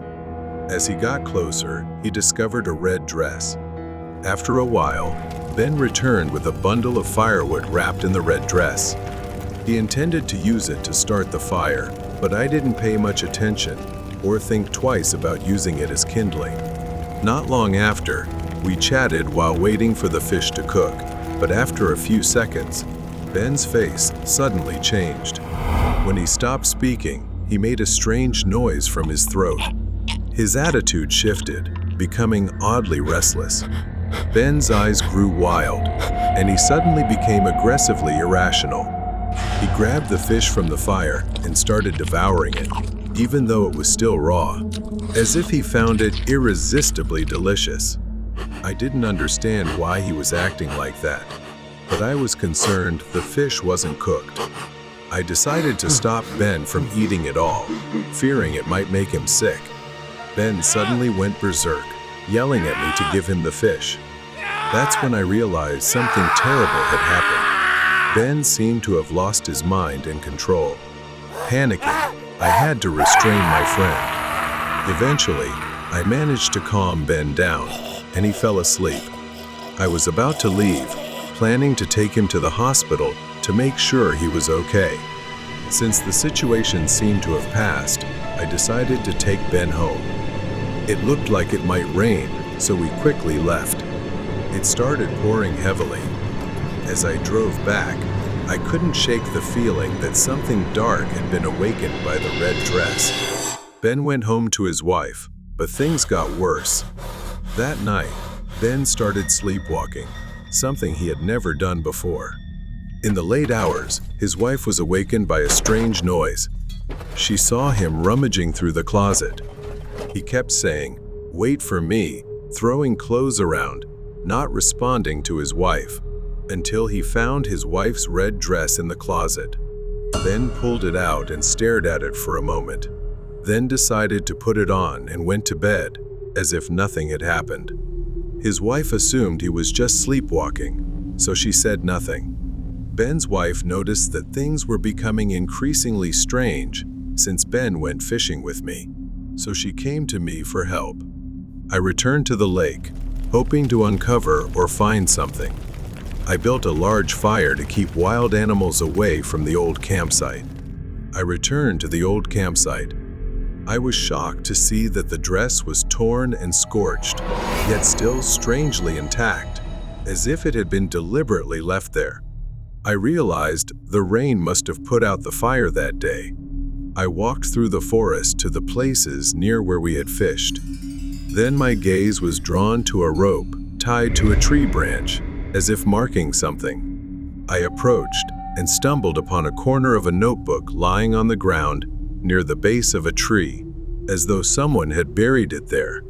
The journal revealed the tragic story of a woman named Elena, who had lived in the forest many years ago. She was known for wearing the same red dress, a gift from her lover. However, her love turned to jealousy and obsession, and after a tragic incident, she was murdered by him. Elena's spirit, bound to the red dress, sought to take the souls of others to keep her company in the afterlife. The dress served as a conduit for the spirit, and those who interacted with it would become vessels for her rage and obsession. I returned to the same spot. Ben was now kneeling at the base of the tree, staring at the scorched red dress. Then he reached for it. Ben suddenly lunged at me, becoming more aggressive like a beast. I struggled to overpower him to get the dress. I tried to wrestle Ben off to get the dress. Desperate, I grabbed the red dress and threw it into the fire I had built earlier. This time, I had to make sure it burned completely. As the dress burned, Ben collapsed to the ground, his face twisted in agony, as if he had just woken up from a terrible nightmare. Ben's eyes were filled with confusion and horror as he stared at the dress still burning. In the days that followed, Ben tried to return to normal life, but he remained haunted by the red dress and the woman in the forest. Every time he saw the color red, he became terrified. After everything that happened, I too was affected by what I had witnessed, but I tried to forget it, believing the worst was finally behind us. Elevator and warning from the 9th floor. Michael was invited for an interview at a building, hoping this would be a fresh opportunity for him. But before he stepped into the elevator, he encountered something strange. A strange man, seemingly a security guard, stopped him and sternly warned, "Don't get off the elevator until it reaches the 9th floor," he said in an odd tone, completely devoid of humor. There was something in his voice that sent chills down Michael's spine, as though he was hinting at something unseen. "Don't do anything foolish," he added before walking away. Michael stood frozen for a moment, convincing himself it was just an absurd warning, yet he couldn't shake the uneasy feeling gnawing at him. Michael stepped into the elevator and pressed the button for the 9th floor. A soft chime echoed in the elevator, announcing each floor through the intercom, as if trying to ease his tension. When the elevator stopped at the 5th floor, Michael sensed something unusual. The sliding doors revealed a receptionist sitting at a desk. She looked at him and smiled warmly. Good morning, Michael. She greeted, leaving Michael stunned. What surprised him was the way she addressed him, as though she had known him for a long time, even though they had never met before. She spoke about his personal life, even recounting intimate details Michael had never shared with anyone. Leaning forward, she added, We know everything. and then smiled in a cryptic way. The doors closed before he could respond, and the elevator shuddered as it ascended. When the elevator reached the 11th floor, the doors opened, and an elderly woman stepped inside. She glanced at Michael, then turned back to stare at the elevator buttons. She said firmly, I want to go to the 2nd floor. However, Michael objected, advising her against going there. Nonsense. Pressing the button for the 2nd floor herself. When the elevator doors opened, it revealed what looked like a decayed, damp cave with slick walls oozing black water that seemed alive. The faint flickering lights only added to the eerie atmosphere. Michael stepped back, avoiding eye contact with the woman, but she was unfazed, stepping out as though this was where she belonged. Then she turned back, smiled, and asked, "Aren't you coming?" Michael panicked, frantically pressing the close button on the elevator. The woman slowly walked into the darkness, as if vanishing into thin air. But things did not end there. As the doors were about to close, a shadowy figure suddenly appeared, stopping the elevator doors with a bony hand. It was a man in a black suit with glowing red eyes. Where are you rushing off to? Michael stepped back, trying to maintain distance. I'm not planning to get off on this floor. I'm heading to the 9th floor. Then the man spoke about offering him a lucrative deal if he stayed. Michael frowned, his instincts warning him that this was far from good. I don't need anything from you. Oh, but I think you'll change your mind. The man said, stepping closer. Trade your eyes for eternal peace. You won't have to see any horrors again. A life free from pain, free from fear. Michael froze as he stared into the man's cold gaze and realized that he had no eyes, just deep, empty black sockets. Michael felt a fog enveloping his mind, and before he realized it, he was stepping forward.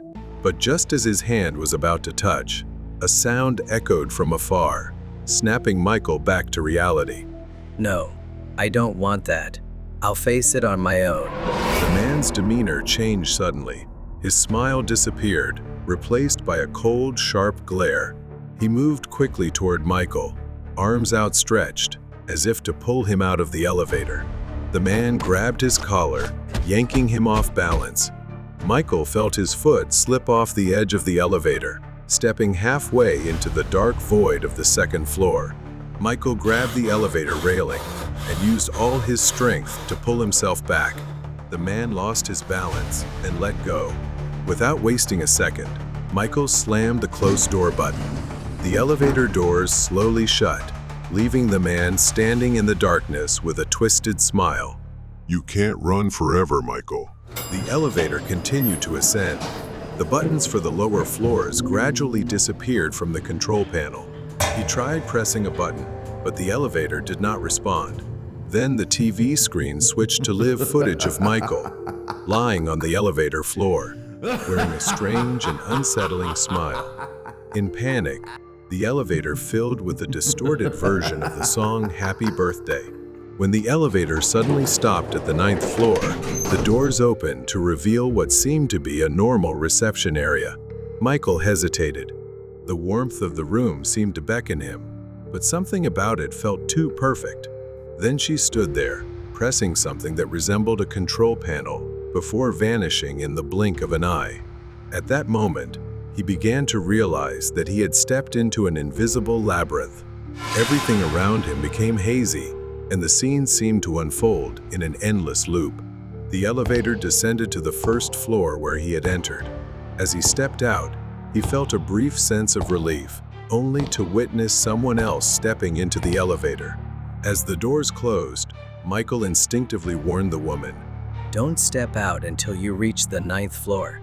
The door shut, and the elevator began its ascent once again. The final trip. Chris was always aware of the risks that came with being an Uber driver, especially working late at night. But when you're struggling to provide for your family, risk is just part of survival. That night at 10:30 p.m., Chris accepted a ride request from a quiet suburban neighborhood. The passenger was a man named Calvin. When Chris arrived, he saw the man wearing a hoodie, avoiding eye contact. He hesitated for a second, but brushed off the unease. He had picked up hundreds of passengers before. That was his first big mistake. Calvin got into the car with barely a word, pulling his hood lower to obscure his face. Calvin said nothing, staring out the window, making Chris uneasy. He tried not to think too much about it and focused on the road. But as the road stretched on and the streetlights grew sparse, His anxiety deepened. They were heading toward a more isolated area. Suddenly, Calvin leaned forward and pressed something cold and hard against the back of his neck. It was a gun. He growled, Take the next exit, and don't ask any questions. Chris's breathing grew rapid, his knuckles turning white against the steering wheel. I have kids. He stammered. Please, man, take whatever you want. The car stopped in a deserted clearing. Calvin ordered Chris out. He shut off the phone and took the car keys. Desperation set in, but Chris refused to give up. The ground beneath him was wet and uneven. Cold sweat mixed with rain on his skin. Calvin pressed the gun into his back, motioning for him to walk toward the woods. At a clearing, he rifled through Chris's belongings, searching for anything valuable.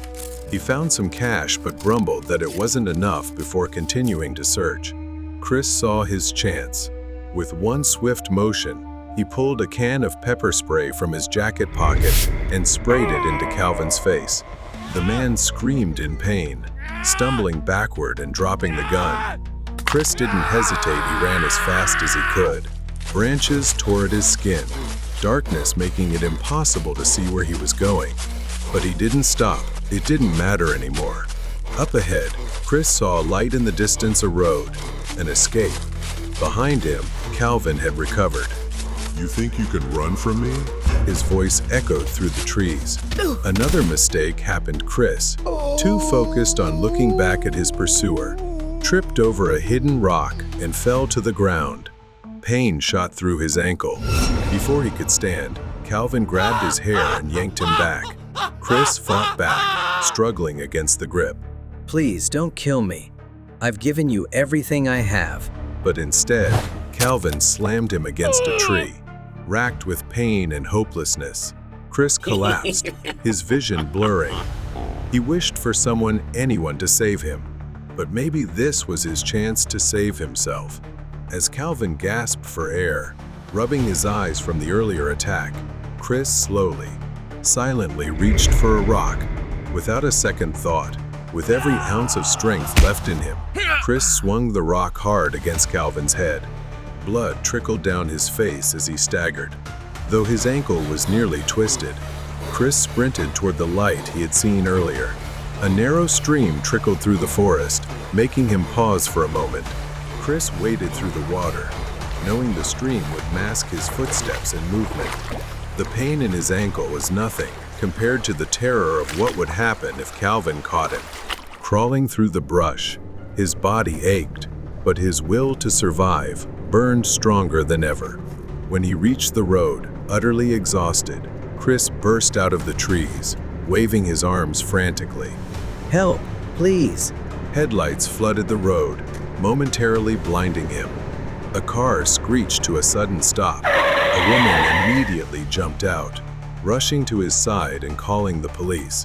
That was the last thing Chris saw before his vision faded into exhaustion. Now safe, Chris was able to help authorities piece together the case against Calvin, leading to his arrest and trial. Despite his injuries, Chris was grateful he had survived. He would see his family again. The intruder and courage. Nicky recalled when he was 9 years old. His parents adopted a dog, wanting him to grow up with a companion to help him learn boundaries and discipline, as well as have a playmate. The dog's name was Charlie, a golden retriever.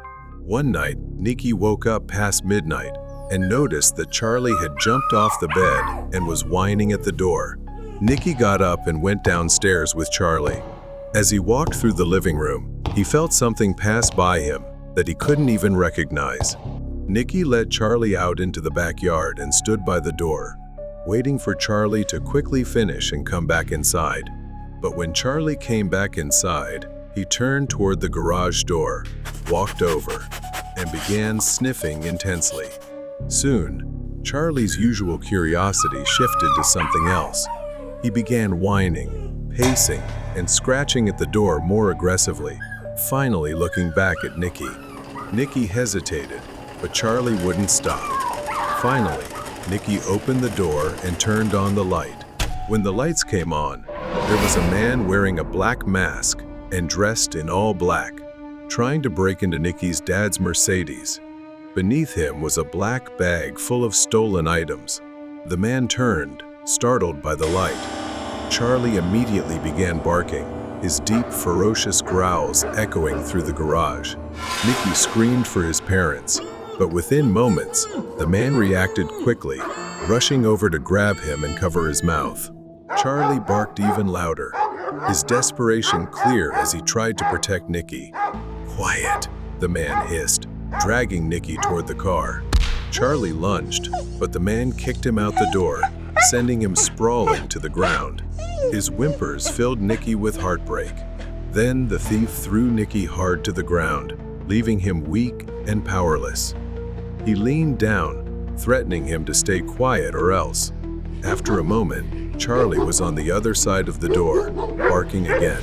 Meanwhile, the man turned his attention back to the car, using a metal tool to try and pry the lock. Nicky sat frozen, trembling as Charlie's relentless barking continued. Moments later, the door burst open, and Nicky's parents rushed in with Charlie. Nicky's father's face contorted with anger as he took in the scene. "Let my son go," he shouted. The man turned around, grabbed Nicky, and put him in a chokehold. Nicky's father froze, and his face shifted from anger to immediate panic. It wasn't clear why until Nicky realized there was a knife pressed against his neck. The man demanded his parents step back, hand over the car keys, and let him drive away, or else he'd hurt the boy. Nicky's mother tightly held onto Charlie's collar, trying to restrain him as the dog growled and struggled against her grip. "Get the keys," Nicky's father said, his voice tense with fear. Nicky's mother turned toward the house, but her grip on Charlie slipped. The dog broke free and charged toward Nicky. The thief removed the knife from Nicky's neck, and the boy instinctively knew he would point it at Charlie. Acting on instinct, Nicky grabbed the knife and pulled it toward himself, the blade slicing through his fingers in agonizing pain. Charlie lunged forward. His jaws tore through the man's pants and clamped tightly onto his leg, causing him to scream in pain. Nicky's father immediately charged at the thief, pulling Nicky and Charlie away from him. Before the thief could react, his protective instincts took over, and he pinned the intruder to the ground, knocking him unconscious.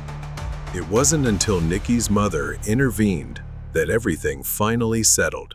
Nicky could barely recall what happened next.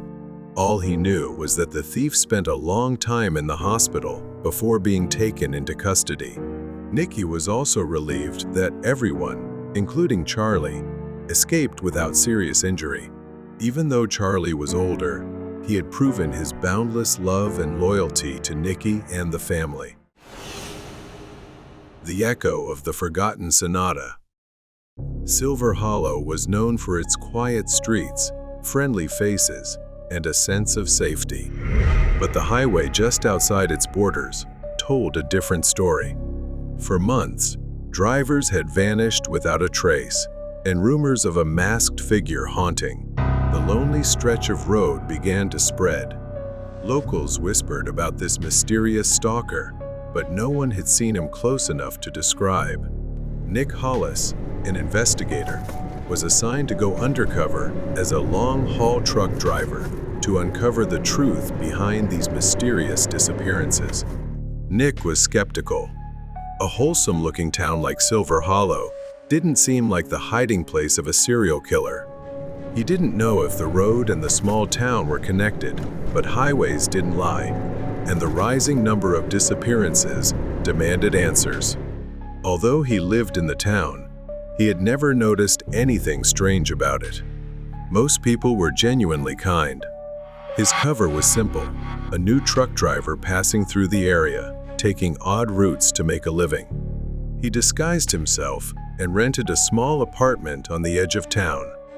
During the day, Nick observed the locals, casually chatting at diners or gas stations. Everyone was polite, almost overly friendly, as if trying to erase any doubt. But unease settled in at night as the highway stretched endlessly into darkness, lit only by the occasional flicker of headlights. It was Nick's third night on the highway. Suddenly, a figure darted across the road, briefly illuminated by the truck's headlights. He slammed the brakes, the truck skidding slightly before coming to a halt. His mind raced. Who would be out here at this hour? He grabbed a flashlight and stepped out, scanning the roadside. As the flashlight swept across the ground, Nick spotted something wedged under a nearby rock, a crumpled piece of paper. He hesitated, then stepped forward and bent down to pick it up. The paper read, "Turn back. You won't find them alive." A chill ran down his spine. He swept the flashlight across the area again, but saw no one. Nick hurried back to his truck. He glanced at the rearview mirror again, but all he saw was the dark highway stretching behind him. The note felt like a warning, and Nick knew he couldn't ignore it. The following night, Nick parked his truck at a small rest stop along the highway to get a better vantage point. Around 2 a.m., he noticed a car with its lights off creeping along the road, as if trying to avoid detection.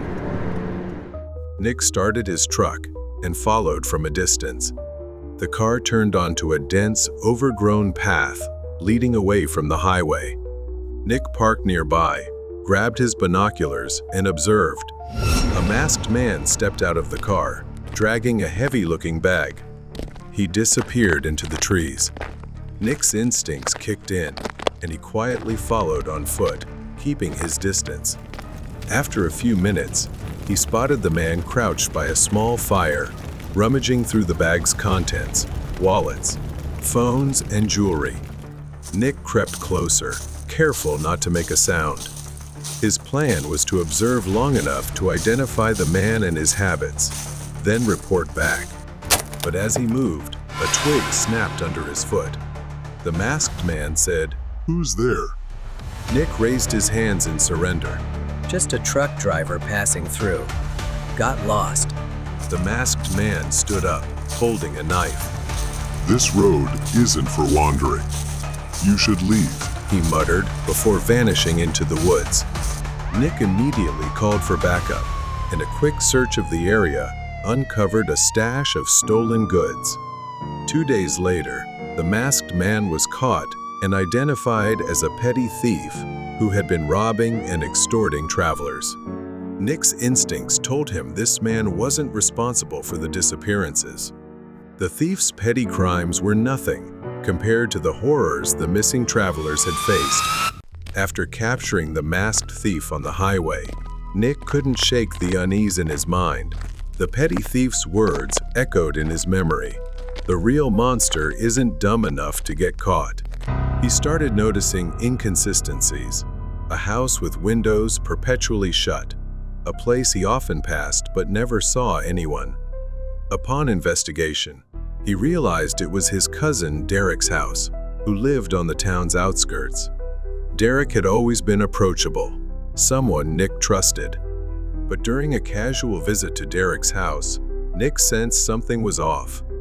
Derek's home was cozy, adorned with old family photos, and faintly smelled of wood. While chatting over coffee, Nick's sharp detective instincts picked up on strange details. Scratches on the floor near a cabinet, an unusual lock on the basement door, and a faint metallic scent in the air. While Derek excused himself to take a call, Nick wandered through the living room, his curiosity growing. A framed photo on the mantel caught his attention. It was a picture of Derek standing with a group of locals, including a man reported missing months ago. That night, Nick pretended to leave but parked his truck nearby, watching. Using his lock-picking skills, Nick snuck around the back and gently opened the door. Nick opened the basement door and descended the stairs. The stench hit him first, a nauseating mix of damp earth and decay. The dim light from a single bulb revealed a chilling scene. Rows of Polaroids were pinned to the walls, some showing missing persons from case files, all in varying states of fear and distress. A bloodied tarp covered something large on the floor. Nearby were necklaces, wallets, and torn jackets scattered carelessly. The basement resembled something out of a nightmare. Rows of industrial freezers lined the walls, each labeled with dates and names. A workbench was filled with surgical tools, knives meticulously arranged. As Nick turned to leave, he heard footsteps above. Derek's voice rang out, calm but chilling. You weren't supposed to see this, Nick. Derek appeared at the top of the stairs, holding a shotgun, his face devoid of its usual warmth. He revealed his twisted reasoning, claiming he was protecting the town by ensuring no locals came to harm. Knowing he couldn't reach his concealed weapon, Nick noticed a toolbox on a nearby shelf. Inside, he spotted a flashlight with a cracked lens and a reflective object sticking out of the corner, an old mirror. He began forming a plan. Nick stepped back toward the toolbox, feigning nervous compliance. At least let me clean up the mess I've made, Derek. Let me pull the tarp back. As Nick knelt to adjust the tarp, he discreetly grabbed the mirror from the toolbox. Using the flashlight's cracked lens to create a distraction, he angled the mirror to reflect the light from the overhead bulb. Nick raised the flashlight, aiming it at Derek. The cracked lens split the beam, momentarily blinding and distracting him with a sudden burst of light. As Derek instinctively stepped back, Nick lunged toward a nearby shelf, knocking over a stack of paint cans. The heavy cans tumbled down, causing Derek to stagger and drop the shotgun. Nick slammed the basement door shut and locked it from the outside, using a nearby chair to block the handle. Wasting no time, he pulled out his phone and called for backup. Authorities arrested Derek and seized the horrifying evidence from the basement. Inside the freezers were packages labeled as meat, but peeling back the layers revealed severed hands and feet, meticulously wrapped and disturbingly labeled. Even as the case was closed, Nick couldn't shake the feeling that the darkness of Silver Hollow ran deeper than his cousin's monstrous deeds. Nightmare with the delivery person. I am one of those people who hates ordering food over the phone. My kids always criticize me and call me old-fashioned because rain, thunder, or snow, whenever we order food, I always drive straight to the restaurant. What they don't know is that this isn't just a whim. It's a story that's not exactly a pleasant one. I was 12 years old, and it was one of the first times I was allowed to stay home alone. My parents had gone to a friend's party a few blocks away and decided I was old enough to take care of myself. I was thrilled because I could stay home alone and sleep whenever I wanted. That night, I was allowed to order a pizza by myself. At first, my parents waited for the delivery guy, but he was taking too long, so they had to leave. Seeing how excited I was, they left me some money and headed out. As soon as they left, I turned on the TV and cranked up the volume. I knew it would be a long night, so I took the dog out to the backyard. After my parents left, he finally arrived, very late. I heard the sound of a motorcycle stopping outside my house. I stood up and walked toward the door. Maybe the pizza guy had finally arrived. I opened the door and saw a tall, skinny man with a scruffy, bushy beard holding a pizza box. He looked at me with a strange, almost unsettling expression. At that moment, I was hungry and feeling a little uneasy, so I said, You're late. The man stared at me and said, Hey kid, what's your problem? I started to feel weird about his behavior.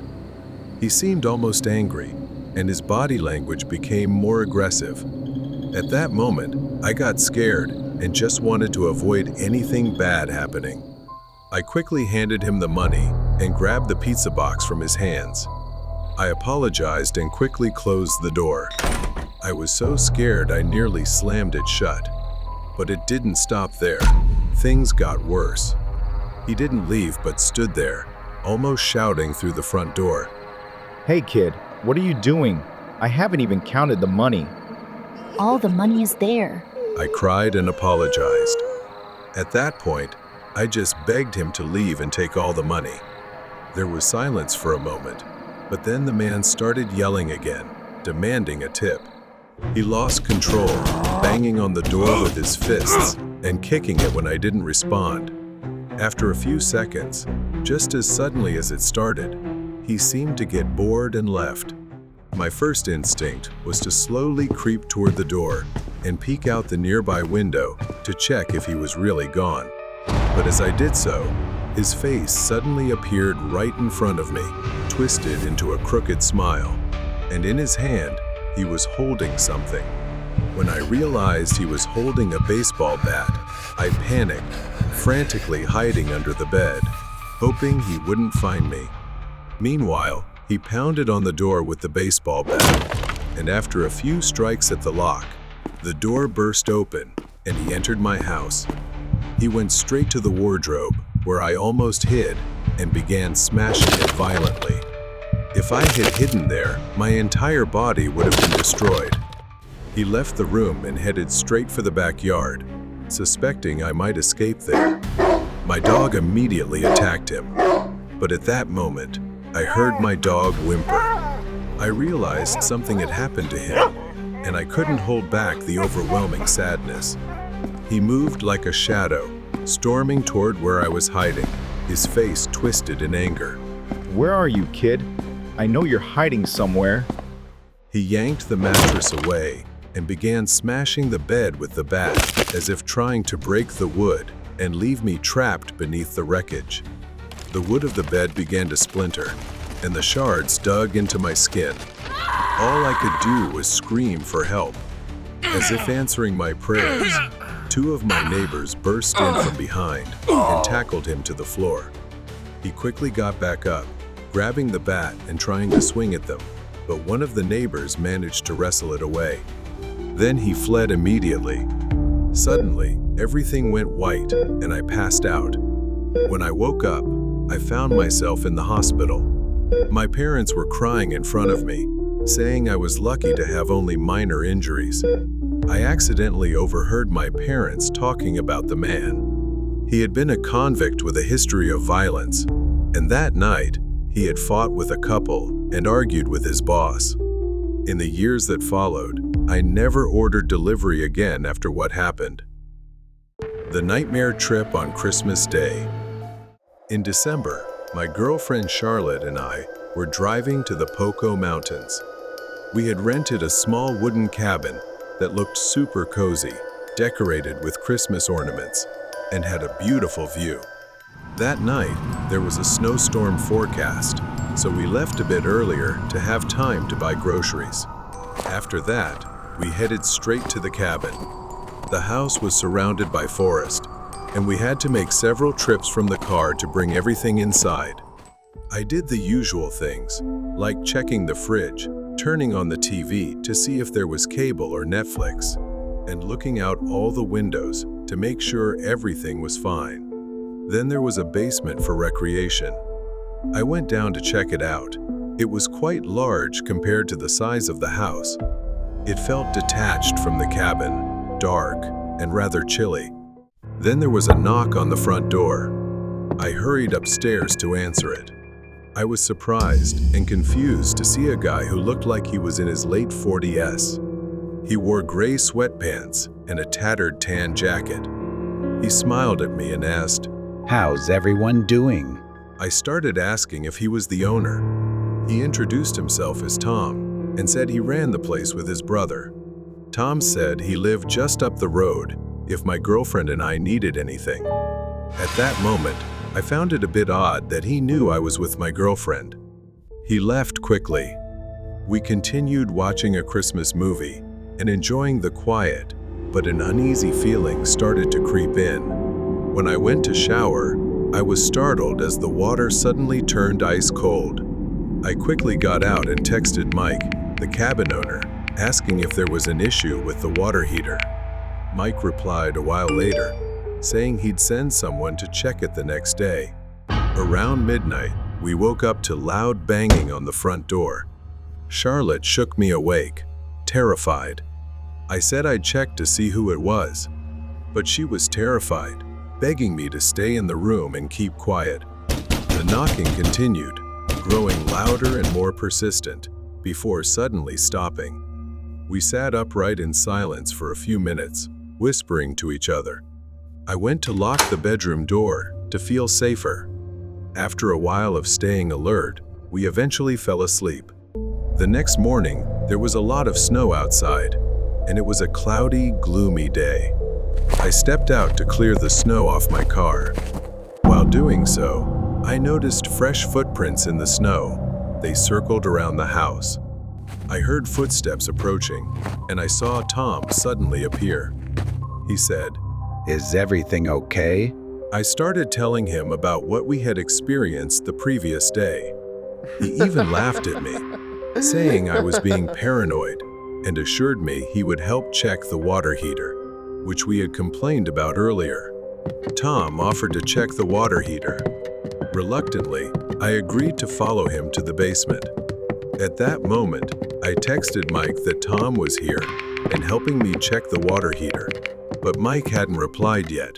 Once in the basement, Tom said he needed to grab some tools from the house next door. But then, he slammed the door shut, startling me, and I had no idea what was happening. Then I heard the click of a lock, indicating the door had been locked. Before I could react, my phone buzzed with a message from Mike. He texted, "Is Tom the plumber's name?" I replied, "No, he said he's your brother." Mike then replied, "No, who is this person?" Frozen with fear, I sent a voice message. "Help me. He's here, I'm trapped, and my girlfriend is in danger." Just then, Charlotte's scream rang out. I panicked, banging on the door. A moment later, the door finally opened. In a panic, I ran upstairs and saw Tom restraining Charlotte, covering her mouth. She saw me, and while he was distracted, hit his hand. In pain, he pushed her away. At that moment, I felt a surge of strength to protect my girlfriend. I charged at him and punched him in the face, causing him to collapse temporarily. During that moment, we managed to escape the house with great difficulty, running through the snow to reach our car and driving away immediately. When I called Mike for help, he immediately contacted the police. Mike apologized for the unfortunate events and called to report the man named Tom, who had impersonated his brother. The story behind Tom's behavior involved a psychological trauma from his past. His partner had abandoned him for an extended period. He began impersonating the homeowner's brother to easily infiltrate couples' lives, creating a sense of familiarity, then stalking and observing them when they weren't paying attention, ultimately plotting to harm and separate them. Charlotte and I finally understood the reason behind Tom's behavior, and although we escaped the danger, we could never forget the terrifying hours we endured. Run away from the stalker. It was one of those summer nights when the air was still, and everything seemed too quiet. The large, sprawling suburban house had a neatly trimmed lawn. Inside, Chase and I had no idea of the terror about to unfold. I was 15, hanging out at my friend Chase's house. His parents were out, and we were home alone. The basement was a paradise for any kid. It had a TV, a pool table, and video games. It was the kind of place where you forgot about everything outside, and we were living the dream. We sprawled out on the big leather couch, watching horror movies on TV and munching on potato chips. Chase had started dozing off. I was wrestling with my own unease, the kind of anxiety I usually felt sleeping over at a friend's house, but tonight it was different. Much worse. It was probably past midnight when I heard it. A creak as a door slowly opened. I glanced behind the couch and saw something that unnerved me. The laundry room door in the basement was wide open. I wanted to believe it was a trick of my mind, maybe the wind, but I knew better. I quickly shook Chase awake. "Chase, wake up. the laundry room door. It opened on its own. Chase, groggy and half asleep, muttered something about it happening all the time and told me to go back to sleep. He didn't seem panicked, but I couldn't shake the eerie feeling crawling down my spine. I insisted he come with me to close it. We both got up and cautiously shut the door. Chase flopped back onto the couch and fell asleep within minutes. I tried to relax, but sleep wouldn't come easily. A little later, I woke up again, but this time, it wasn't a noise that startled me. Standing behind the couch, looking down at us, was a man. I froze, my breath catching in my throat. The man was pale, sickly looking, with sunken eyes and an incredibly unsettling expression. He stood there, motionless, just staring at us. I screamed. Chase jerked awake, his eyes wide with fear as he saw the man moving toward us. In a panic, we ran. The basement had 2 exits. One led upstairs to the front door, and the other was a sliding door to the patio. We split up. I ran toward the patio door while Chase bolted up the stairs. Gasping, I quickly called the police, blurting out the address and frantically explaining that someone had broken into the house. But Chase, I couldn't leave him behind. I circled around the house, sneaking back in through the same door I had used to escape. My heart pounded as I stepped inside. It was too quiet, the kind of quiet that makes your skin crawl. I knew I had to find Chase. I moved as quietly as I could, climbing the stairs, each step creaking beneath me. Then I heard it, Chase's voice. His screams were desperate, terrified cries for help. At the top of the stairs, I saw the man wrapping his arms around Chase's neck, choking him. His face twisted into a horrific expression. Chase's eyes were wide, his face red, struggling to breathe. I grabbed the nearest thing I could, a heavy sports trophy. Without thinking, I charged at the man. I swung the trophy with all my strength, smashing it into the intruder's head. The man collapsed onto the floor, and Chase fell with him, gasping for air but alive. We didn't wait. We ran outside, not stopping until we reached Chase's treehouse. There we hid, waiting for the sound of sirens. Chase was still trembling, rubbing his neck where the man's hands had been just minutes ago. We stayed silent, too afraid to speak. I peered out the small window in the treehouse, scanning the yard for any movement. The house looked eerily still, as if nothing had happened.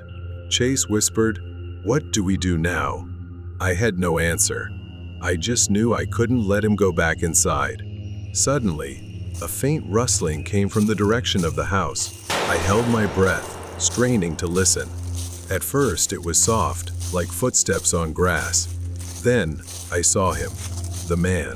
He was slowly crossing the yard, his movements deliberate, as he headed toward the treehouse.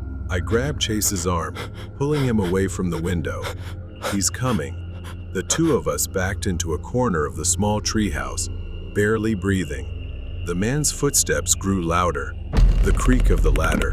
He was climbing. I could feel his weight pressing on the structure as the treehouse swayed slightly with each step. Chase looked at me, his eyes wide with fear. I had to do something. I scanned the cramped space, frantically searching for anything I could use as a weapon. My eyes landed on a rusty toolbox. Chase's dad had left here months ago. I grabbed a metal rod nearby, clutching it tightly in my trembling hands. The man's hand appeared at the edge of the treehouse entrance, his fingers curling around the wooden frame. I swung the metal rod down with all my strength. The man let out a cry of pain, lost his balance, and fell backward off the ladder. He hit the ground hard. I grabbed Chase, and we climbed down, running as fast as we could toward the house. My mind was racing. Where could we go? And I knew it wouldn't be long before he got back up. Gasping for air, I dragged Chase to the side of the house where thick bushes and overgrown trees obscured us from view. We crouched down, trying to catch our breath. Suddenly, headlights appeared in the distance. It was the police. I whispered to Chase to wave for help. We stood there, cautiously peeking out from the bushes. I signaled Chase to follow me. We darted toward the path as the police car stopped. Relief washed over me as two officers got out, immediately surveying the area. I yelled, "He's still there! He's..." Before I could finish, the man stepped out of the shadows, emerging from the side of the house. His movements were slower, more calculated. Blood dripped from the gash on his head. The officers drew their weapons, ordering him to stop. But he didn't listen. He kept moving toward us, his eyes fixed on Chase and me. The man ignored them, continuing to walk slowly, cautiously. Then, without warning, he lunged forward with terrifying speed. A gunshot from the officers rang out, tearing through the night. The man staggered, collapsing onto the ground, gasping his last breath. A wave of numbness washed over me. Finally, it seemed like it was really over. That night, as Chase and I sat in the police station, I learned that the man was a drifter who had been living in abandoned houses around the city. He was mentally unstable, with a history of violent behavior. But the most chilling detail? In his pocket, they found an old, crumpled photograph. It was Chase's house. The man had been watching us for a long time. Chase and I stood outside the police station, waiting for our parents to pick us up. The terror of the night still weighed heavily on us. It was a reminder that true horror doesn't always come from the dark. It can stand right behind you, watching. The deadly farewell. The fluorescent lights flickered overhead as I walked through the sterile hallway of the hospital. I had worked here for years, the smell of antiseptic and the beeping of monitors ingrained in my senses. But lately, something felt different, something that always sent a chill down my spine. My patients came in all ages, but there was one little girl named Tira, perhaps the youngest patient in the hospital. Tira was a sweet child. She often wandered the halls and talked to other patients, though she was mostly alone. One night, while working a night shift, I was doing my rounds as usual. In the empty, long corridor, I heard two people talking softly. It was late, and all patients were supposed to be asleep. I followed the sound, which was coming from room 203. As I carefully opened the door to check, I saw her. Tira was standing near the patient's bed, smiling at me mysteriously and greeting me. But my sudden appearance didn't startle her at all. I reminded her that it was past bedtime and asked what she was doing there. She replied, Nothing. I just came to say goodbye to George. George was the patient in room 203. He had recently undergone major surgery. Though Tira seemed calm to me, I noticed George's face. He looked terrified and extremely pale. When I turned to remind her and take Tira back to her room, she had vanished as quickly as if she'd never been there. The next day, I went home around 4 a.m. after my night shift ended. It was my day off, so I slept the entire day. When I returned to work and walked past room 203, I thought about checking on George. But when I opened the door, I found a different patient. And I was informed that George had passed away the previous day. I stood frozen in the hallway, suddenly remembering when I asked Tira what she was doing in George's room. She said she came to say goodbye. But why goodbye? Shouldn't it have been good night? Something was very strange. Every time I encountered little Tira, I would find her wandering the empty hallways at night, talking to someone or entering a room. At first, I was skeptical, but I noticed that her presence seemed to coincide with the moments just before a patient passed away. Could she possess the strange ability to know when someone was about to die? Then I searched the hospital records. Tira wasn't listed anywhere. There was no information about her being admitted, and no legal guardianship papers on file. I was stunned. I gradually became obsessed with Tira's story and started investigating her background. My suspicions grew when I learned from a nurse that Tira had died in the hospital just a few months ago after falling down the stairs. However, The nurse insisted the incident was ruled an accident, and the hospital never made it public. My mind reeled. How could Tira still be here if she was dead? I started piecing things together, and a chilling thought struck me. Perhaps Tira's spirit was still lingering here. One day, when I dozed off at my desk, I saw her. She was sitting, crying in my dream. I slowly approached Tira. Tira turned to face me, her pale face and empty eyes brimming with a profound sadness. She said, I've been waiting for you, Dr. Cooper. You're the only one who can help me. I stood frozen, the air thick with fear, or perhaps confusion. I asked Tira, Help you? Tell me how. Tira's ghost stepped closer, her small hand reaching toward me. She whispered painfully, The experiment. The experiment killed me. I jolted awake at my desk, drenched in sweat from what I had seen. It was too real, like a cry for help. I knew I needed to act. I dug through old records, my hands trembling. I found it, just a copy, a part of a plan I'd never seen before. It all seemed to point to a dark secret. The deeper I delved into Tira's past, the more I realized her death was no accident. In reality, it was the result of an illegal medical experiment involving an unapproved drug to test the limits of human pain endurance and survival. Tira was selected as a test subject due to the influence of her adoptive father, a man working at the hospital as part of an underground network of unethical experiments. The drug used on Tira was untested and had horrifying side effects.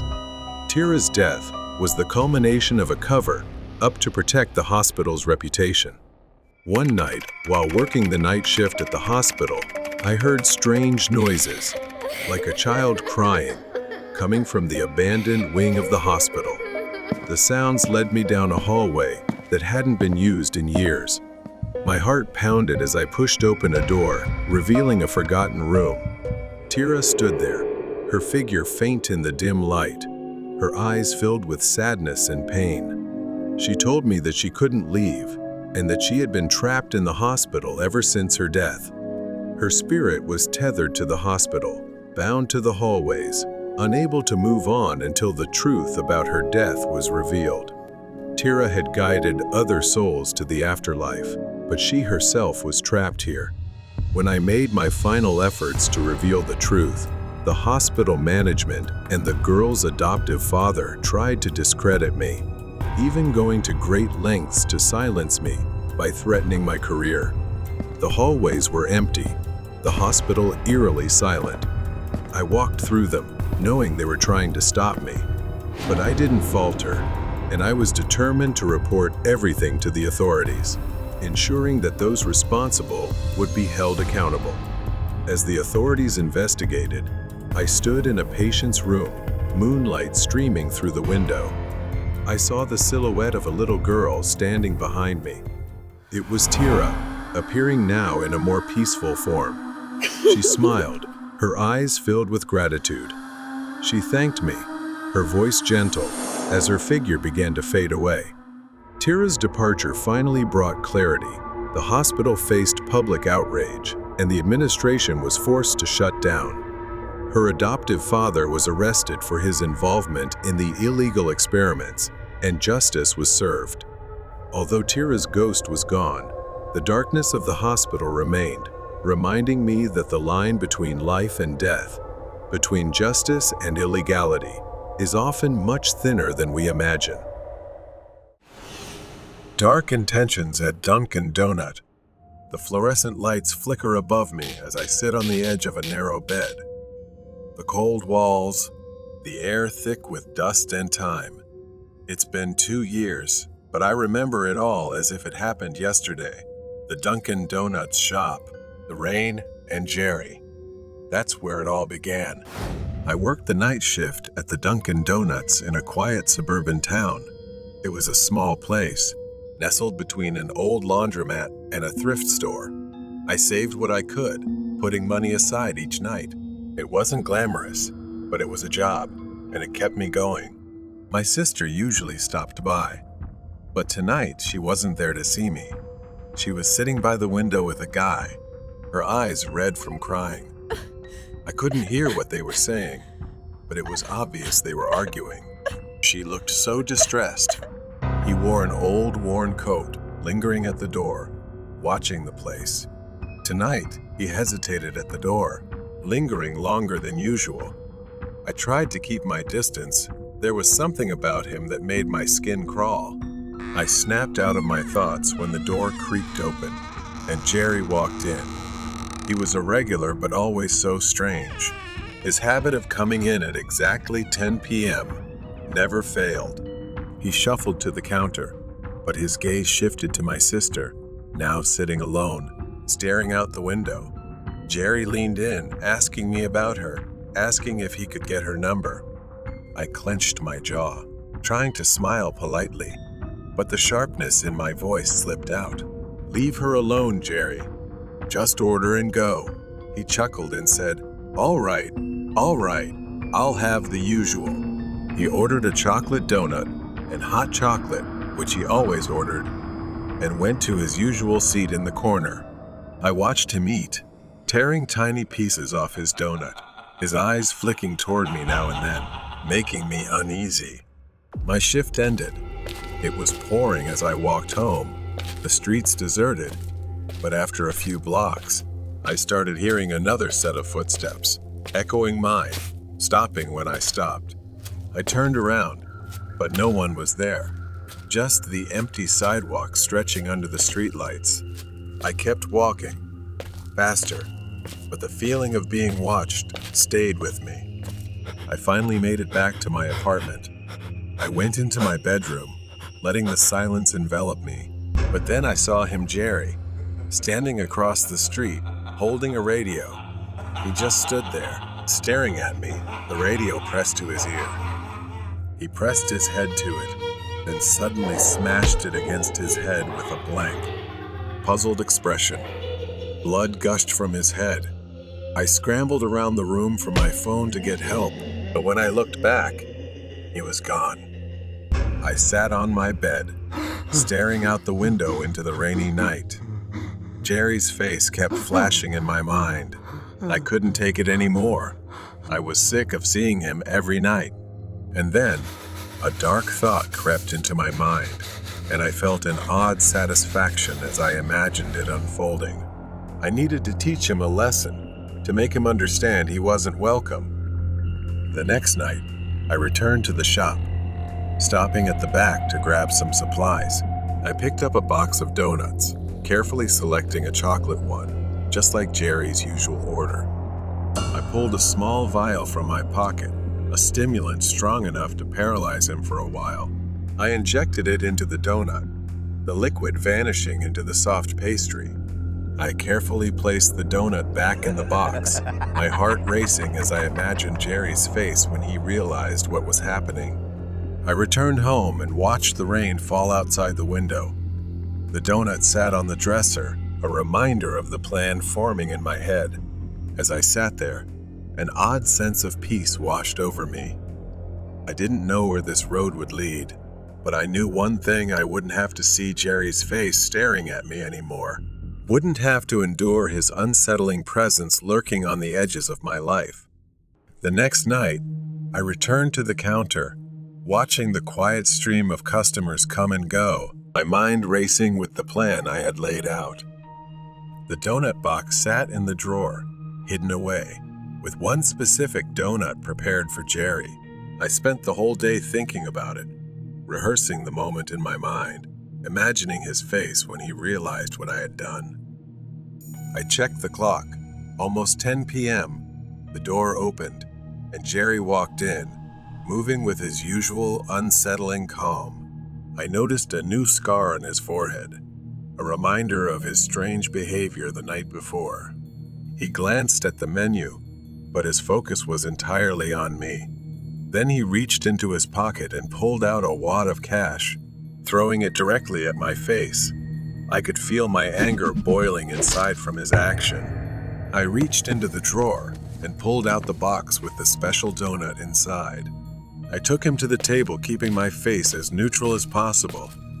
He accepted it with a smirk. Then I went back to waiting for what I wanted. I stood still, watching Jerry slowly move his hand to the plate and take out the donut I had prepared for him. He slowly picked it up and intended to enjoy it. I felt very satisfied and happy to be able to witness what was about to happen. I chuckled inside, but then suddenly his hand holding the cake stopped. He put it on the plate and looked away. My heart sank with disappointment. Then I saw the door open again. That's my sister. She was smiling, dressed a little more neatly than usual.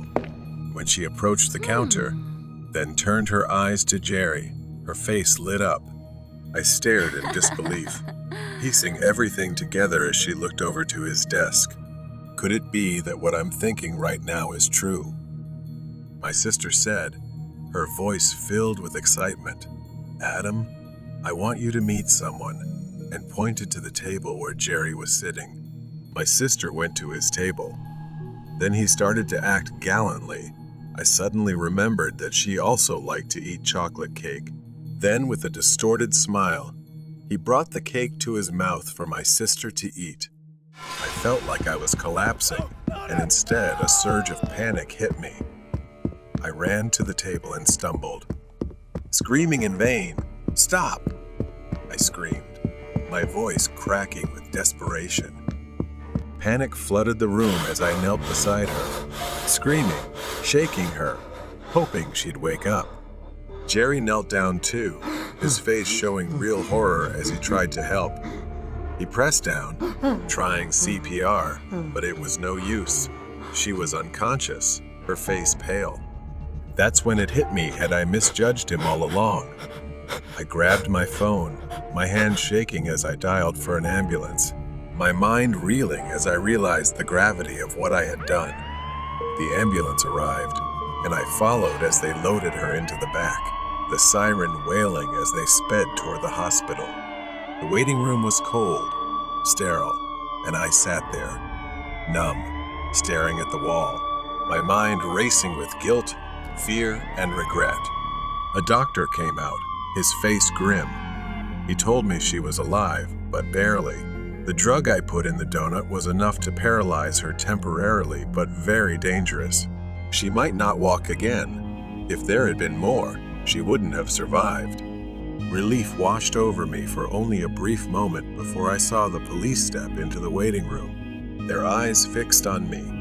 They approached, and I could feel the weight of what was about to happen. The room was harshly lit, cold, and unwelcoming. They asked me questions, again and again, trying to piece together what had happened. I told them the truth, every detail, from Jerry's strange behavior to the plan I had laid out, unaware of the devastating consequences. The officer listened and told me I was lucky my sister was still alive. But I should not be mistaken, this was premeditated, and I would face the consequences. With the camera evidence and the plots I had schemed, I was now convicted, the weight of my actions bearing down on me as I was led away. I sat on the edge of my bed, staring at the door through the cold prison bars. The world seemed distant, but the memories of that night never left me. I wondered about my sister, hoping she had healed, hoping she had moved on, and maybe, someday, she would forgive me. The eccentric neighbor upstairs. I grew up in a small suburban area, living in a quiet apartment on the second floor, right next to the stairs leading up to the third floor. There was one thing that always bothered me, the man who lived upstairs, almost as if he was the only one there. Mr. Huns was a middle-aged man who never spoke to anyone in the building. The kids in the building avoided him. Every morning, Mr. Huns would walk down to the sidewalk in front of his apartment and, with an odd, meticulous habit, water the grass. Only the grass. No flowers, no bushes, just small patches of grass by the sidewalk. His movements were strange, almost robotic. No one ever spoke to him. He was the kind of person everyone avoided. One night, Charlie came over for a sleepover. We watched a basketball game that evening and then went to bed. But Charlie couldn't let it go. He became obsessed with learning more about Mr. Hans. Does he have a wife? A family? Charlie sat up, his curiosity reigniting. His face lit up with a mischievous grin, and before I knew it, he was heading for the door. I hated this, but out of concern, I reluctantly followed him. We snuck out of our apartment and headed up to the 3rd floor. I stayed back to lock the door before leaving. Charlie was already going up the stairs. I caught a glimpse of him. Charlie, please stop, don't.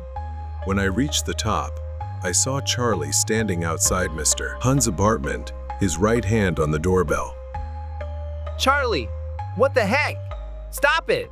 Without warning, Charlie turned to me and said, Get ready to run. All right, run. We bolted down the stairs like our lives depended on it.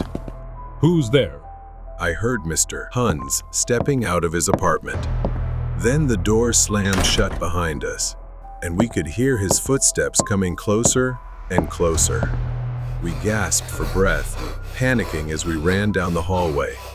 Reaching my door, Charlie began to freak out, and I broke into a sweat when I realized I didn't have the keys. Charlie yanked me into a dimly lit storage room at the end of the hall. We crouched behind a pile of boxes, trying to make ourselves as small as possible so he wouldn't see us. Minutes passed as we carefully listened to the diminishing sound of footsteps, fading into near silence. We thought he had left and sighed in relief. Just as we turned the corner in the hallway, a few seconds later, I felt something was off. Suddenly, I was grabbed by the collar from behind.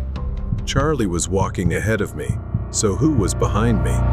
I slowly turned my head to look, and it was him. He had a firm grip on my shirt, and my feet were no longer touching the ground. Then, he lifted me into the air. Charlie froze, his mind spinning. Too scared, he ran away and left me there. I felt like I was being suffocated by his strength. The man leaned in close to my face and said, Hey kid, you messed with the wrong person. In my despair, as my vision began to blur, I saw Charlie coming back. He moved silently, like a shadow, sneaking up behind the man. He was signaling to me. I understood and started struggling against the man to distract him. Taking advantage of the man's distraction, Charlie kicked the back of his knee, causing him to stumble and lose balance, making me fall to the ground as well. Seizing the opportunity, we escaped right then and there. Once we were outside the apartment, everything would be over. Reaching the 1st floor, Charlie ran to the emergency exit and banged on it, but it seemed to be locked. Realizing that we might not escape, just then, the door opened from the outside. A woman was there, asking what we were doing. I heard his footsteps growing fainter. Perhaps we had escaped. When we got back home, Charlie and I were punished. Later, he showed me a newspaper article featuring Mr. Hans. He was a former patient, someone abnormal ever since his wife had gone missing and could not be found. Despite many efforts, they couldn't find his wife. When they searched his house, instead of food in his pantry, they found jars filled with dead bugs. Many speculated that they were his food, but I think this is enough. We won't dig any deeper. In the end, perhaps we should be more cautious with our jokes and thoughts to avoid bad consequences. Late shift and creepy encounter. It is now 9:30 p.m., and I am still here, stuck in the dim light of the computer screen, the only source of light in a dark, empty office. I glance at the clock, sighing in frustration.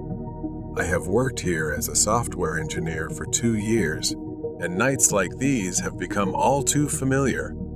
I hope to leave soon, but I am still waiting for one last file. I push back from my desk, rubbing my tired eyes. The building is silent, too silent. I stand up, deciding to grab a cup of coffee from the cafeteria to stay awake. As I walk through the open office space, I enjoy the quiet, a calm after the daily chaos of the workday. The sound of the coffee maker buzzing is a small comfort as I pour myself a cup. An idea sparks in my mind, and with a mischievous smile, I head to the security room. After working long hours, I have a master key card that opens every door in the building. I swipe the card and step inside, greeted by a wall of screens, each showing a different part of the building. I sit down, curious, and start scrolling through the camera feeds. It's strange to see the empty squares, the vacant hallways making the passage of time more intriguing. Then, something unusual catches my eye. The elevator doors on the ground floor open, and a woman in a green dress steps out. I have never seen her before, and I am sure she doesn't work here. I track them on the camera, watching as they hold hands walking down the hallway. I lean back in my chair, stunned. Mr. Newman, my boss who left early for a celebration, has returned here in the middle of the night with another woman. I switch to other camera feeds, waiting for them to leave, and I return to his office feed feeling something is off about their expressions. I have a bad feeling. The door opens, and the woman rushes out, clearly upset. Mr. Newman follows, trying to reassure her. After a tense exchange, they head towards the cafeteria. I quickly switch to the cafeteria camera, and sure enough, they enter, sitting at a table. Mr. Newman stands up and sneaks into the kitchen area, leaving her alone. I switch to the kitchen feed, and what I see chills my blood. He is holding a knife, his expression tense, eyes searching for something. My mind races, and before I know it, I rush to the cafeteria. I approach the woman from behind, placing a hand over her mouth before she can scream. "I'm here to help," I whisper. "You need to leave. He's going to hurt you." She looks at me, confused yet scared, and nods. We turn to leave, but Mr. Newman appears in the doorway, blocking our exit, knife firmly in hand. He sneers, asking where we think we're going. I step forward, trying to shield her. He laughs, a cruel sound echoing down the hallway mockingly, saying that if so, he'll make sure we both disappear. I feel the woman beside me tense up, his expression shifting as his eyes narrow when he lunges forward, the knife aimed directly at me. I defended, but the impact was still so brutal that the blade stabbed into my hand. The pain seemed to painfully spread throughout my body. I staggered back, gritting my teeth against the intense pain of his madness. He starts shifting his focus to her, cornering her against the wall, and he begins to wildly raise the knife in anger. Desperation drives me, and I grab a nearby chair, swinging it with the last of my strength. The heavy metal frame strikes his head, causing him to stagger back.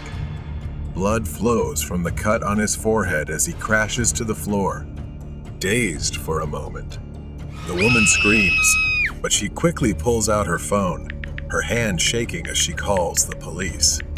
I fell against the wall, clutching my arms, my vision blurring as I struggled to stay conscious. He hisses, wiping blood from his face, saying that what I've caused will have consequences because I've ruined all his plans. He tries to stand up, but he staggers, his breathing becoming rapid and angry. The woman steps back, her voice trembling as she speaks into the phone, reporting our location. She stares down at him, a mix of fear and anger on her face. He looks up, eyes wild, and lunges toward her, but I try to grab his ankle, pulling him down. I strain to pull painfully. I shout, my voice hoarse, "Enough! It's over. You won't get away with this." The sound of approaching sirens fills the air, their wails piercing the silence. The police are on their way. Newman's face pales as he realizes time is running out. He kicks my hand in a desperate attempt to escape. The police burst into the building, their flashlights cutting through the darkness. They find us in the hallway, and within moments, Newman is handcuffed, his expression one of utter defeat as they lead him away. I was loaded onto a stretcher. The paramedics stabilized my arms while the woman stood next to me, her face a mixture of relief and remorse. The next morning, I sit in a room at the police station, an officer seated across the table, looking at me seriously. He recounts the details they have uncovered. Newman had been seeing the woman at the scene, promising to be with her. But when she found out he was married, she threatened to expose him. Panicked and desperate to protect himself, he planned to eliminate her, believing no one would be there to witness his crime. He brought her to the office, hoping to use the quiet space to his advantage. What he didn't anticipate was my presence, my late-night habits, and my caution leading me to the security room. The officer continues to explain that Newman's wife filed for divorce, her anger and disgust evident when she learned the truth. The woman, unaware of his marital status until that night, expresses deep remorse, shaken that she almost lost her life. I lay on the hospital bed, my hand bandaged. The events of that night replayed in my mind, each moment vivid and unsettling. I stumbled upon a dark secret, and in doing so, I saved a life, narrowly escaping death. I know that night will haunt me for a long time, a reminder of how easily darkness can hide behind familiar faces. But as I prepare to leave the hospital, I feel a renewed sense of purpose, a reminder that sometimes, even in the quietest corners of life, we can find ourselves amidst the unimaginable. The Stalker. I worked as a cashier at a home improvement store, and my coworker, Nicole, quickly became my best friend. She was very sweet, a bit shy, and unfortunately, she was often hit on by customers. Most of the time, it was just harmless flirting or a dinner invitation that she politely declined. But one day, something different happened. Nicole told me about a man who had asked her out. She had declined, as usual, saying that she had a boyfriend. The man seemed irritated but left without causing any trouble. Later that day, he came back. Nicole was helping a customer, so I was alone at the counter when he approached me. He looked quite handsome, but there was something about him that made me feel uncomfortable. He spoke in a deep voice and said he was there to see Nicole. I asked how he knew her, and he lied, saying she had agreed to go out with him and that he was there to pick her up. I knew that wasn't true, so I told him she had already left, hoping he would go away. Instead, his expression darkened, and he crossed his arms, asking why he couldn't see her. Thinking quickly, I blurted out, "She's my fiancée." It was a lie, but it was the only thing I could think of to make him back off. His eyes narrowed, and he looked me up and down with disdain. "Someone like her with someone like you?" He scoffed at me. I held my ground, repeating that she wasn't available. He stared at me for a long moment before turning and leaving. I told Nicole what happened when she came back, and she felt creeped out but also found the fiancé excuse quite amusing. We laughed about it, thinking it was over. But 2 weeks later, the man returned, this time after dark. Nicole and I were closing up when we heard a loud bang on the glass door. We both jumped, and there he was, pressing his face against the glass, his eyes wild. "We're closed," I told him, but he didn't move. Nicole shouted at him to go away, but he just stared at us, his breath fogging up the glass. He pointed at me, his eyes full of rage. He yelled, "I'm not here for her. I'm here for you. If I take out her husband, she'll be mine." My heart pounded as I realized he intended to kill me. I told Nicole to run to the manager's office and call the police. 911, what's the emergency, please? As she ran off, the man started ramming the doors, trying to break them down. I was terrified, but I knew I had to keep him outside. I grabbed a 2x4 from behind the counter, ready to defend myself if he got in. The glass doors shook violently, and I was sure they were about to give way. But then Nicole came running back, swinging another piece of wood and yelling that the police were on their way. The man finally stopped, glaring at me one last time before turning and disappearing into the night. The police arrived, but by then, he was long gone. We showed them the security footage, and they promised to keep an eye out for him. A few days later, we heard he had been arrested in a nearby town for stalking another woman. Nicole and I were both shaken by the experience. We quit our jobs shortly after and found safer work. We still talk about that night sometimes, grateful that we had each other's backs. But the memory of his twisted expression and the sound of him trying to break in still haunts me. Horror story about a truck driver. I started driving trucks at the age of 25 and also encountered many strange cases on the road. I'm pretty sure I've encountered a few UFO while driving at night and occasionally encountered many strange drivers.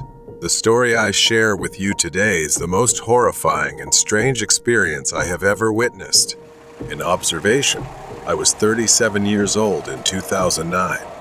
That night was like most nights. I drove and listened to music on the radio, drinking some coffee to keep myself awake. The roads here are very deserted and covered in fog.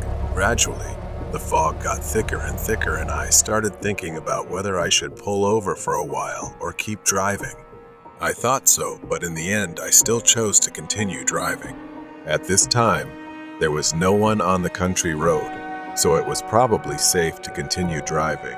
To prevent bad situations from happening, such as an animal or something running across the road, I drove slowly. While I was concentrating on driving, I suddenly smelled something. I thought the smell of sodium carbonate was the worst smell I had ever smelled, but this smell is much worse. This smell quickly filled the inside of my truck. I quickly rolled up the window, but the smell didn't get much better. This horrible smell in my car, and I feel like I could vomit immediately. This smell mixed with the bones creates a disgusting smell. I think nothing can cause a more terrible stench than this. At the same time, I felt an uncomfortable feeling in my throat. That feeling when you want to vomit, but have to hold back. Opened the car door and started vomiting. When I was done, I quickly covered my nose because the smell was still in the air. I got in the car and calmed myself down to start driving again. That's when I noticed something crossing the road. The figure was of a man, and he was limping. In addition to his limping gait, I also noticed that the man was wearing an old white button-down shirt and black slacks. I reminisced about the strange and bizarre cases I had encountered. I don't know what to do with that man. Finally, I decided to drive over to ask if he was okay and if he needed me to call for help. Before I drove up to him, I soon realized that 4 more people were coming out from the side of the road. They were all going in the same direction as the first man I saw. They all walked with a strange limp. They all wore old-fashioned peasant clothes. What I found most strange was that they didn't realize there was a big truck going on the other side of the road. I thought to myself, if these people needed help, they would definitely come towards me. However, they all continued to limp across the street, disappearing into the darkness and fog. I emphasized again that I was in the middle of the speedway, meaning there were no houses or anything around. Then another figure stepped out from the darkness and kept crossing the street. However, this figure is much shorter. I got out of my truck, but didn't go to that kid. I just stood there, staring at it. It didn't seem to pay any attention to me. It continued to cross the road. The boy's gait and the clothes he wore were as strange as the previous ones. Just as the boy was about to reach the other end of the street, I shouted, "Do you need any help?" The boy stopped and turned his head to face me. My heart sank as soon as. "It is a body without a face." I cursed under my breath and stood there in fear. Then it let out the most terrible scream I've ever heard, limping towards me but at a faster speed than before. I quickly got into the truck and slammed the door. The horrifying screams became more and more frequent, louder, and more people came out from the darkness. I quickly drove away from the boy, accelerating to get out of this place as soon as possible. During the escape, those people were approaching, all of them faceless. When I drove to a residential area, I stopped at a gas station. I just sat there in my truck because my mind and heart were still shaking. My mind was blank. This experience has opened up so many things to me. I understand that this world is really strange, and there will always exist things that we never think about. Horror story, The Strange Man with Red Eyes. This happened 6 years ago when I was working the night shift as a security guard in an old office building. Since then, I have never worked the night shift again. That night, the pale moonlight cast an eerie glow over the deserted scene, creating a chilling atmosphere. Around 3 a.m., I was doing my final patrol before ending my shift. As I walked through the dark hallway, I heard strange footsteps. I looked around, but saw no one. The footsteps continued, seeming to come closer to me. I started feeling uneasy, trying to stay calm and continue my work. But just as I reached the security room, the door suddenly opened. A man with disheveled hair and bloodshot eyes walked in. He was wearing a long black coat and carrying an old suitcase. There was no one around, and I couldn't understand how he got into the building at this hour. I swallowed nervously, trying to speak to him. "Do you need any help?" I asked, my voice trembling. The man didn't answer right away. He just stared at me for a long moment. Then he opened his mouth, his voice raspy like the wind through a crack in the door. "I need to go to a very special place, a place you will never forget." I didn't understand his meaning, but I responded anyway. "I can't leave the building during my shift. Can you specify the location?" The man smiled in a strange way, his thin lips curling up. "All right, take me to the basement." I was surprised, but didn't want to cause trouble, so I nodded and led him there. We stepped into the elevator, the air inside becoming oppressive. When the elevator doors opened at the basement level, a cold draft swept in. The man stepped out first, and I followed, feeling more anxious. He stopped in front of a small room, its door long locked. I didn't remember ever seeing this room before. The man pulled out an old key from his coat pocket, unlocked the door, and stepped inside. I stood outside, not daring to follow. "I've reached my destination," he said from inside. "Thank you for guiding me." I turned to leave, but suddenly he appeared right in front of me, as quick as lightning. He placed his hand on my shoulder, gripping so tightly that it hurt. "Remember, you have helped me, and I will remember you." I screamed, trying to break free, but I couldn't. A sharp pain shot through my chest, and I collapsed. My eyes gradually closed. I gradually saw the door of the room closing before my eyes, accompanied by his satisfied, creepy laughter. And then I fainted. When I opened my eyes, I was lying in a hospital bed. The doctor said I had a heart attack but was lucky to survive. I recalled the man and asked everyone around about him, but no one had seen him, and the security cameras recorded no one but me. From the video extracted from the camera, it seems that I was talking to myself in front of the hallway door and then collapsed on the floor. It seems that I was taken to the hospital by the neighbors. I was haunted by his final look and his mysterious words. I could never forget that raspy voice. And every time I remember, I feel a chill down my spine. I had once guided a mysterious man, and it had changed my life forever. Strange clown in the parking lot. It was a chilly October evening in 2016, just a few weeks before Halloween. My friends, Jake and Sarah, and I decided to catch a late-night movie at the local theater. After the movie, which ended around midnight, we lingered in the parking lot, chatting and enjoying the crisp autumn air. The parking lot was mostly empty, illuminated by a few dim streetlights, creating long shadows that danced eerily around us. As we laughed about the horror movie we had just seen, Jake suddenly fell silent, staring behind us. We turned to see a clown standing by an old, beat-up car at the edge of the parking lot.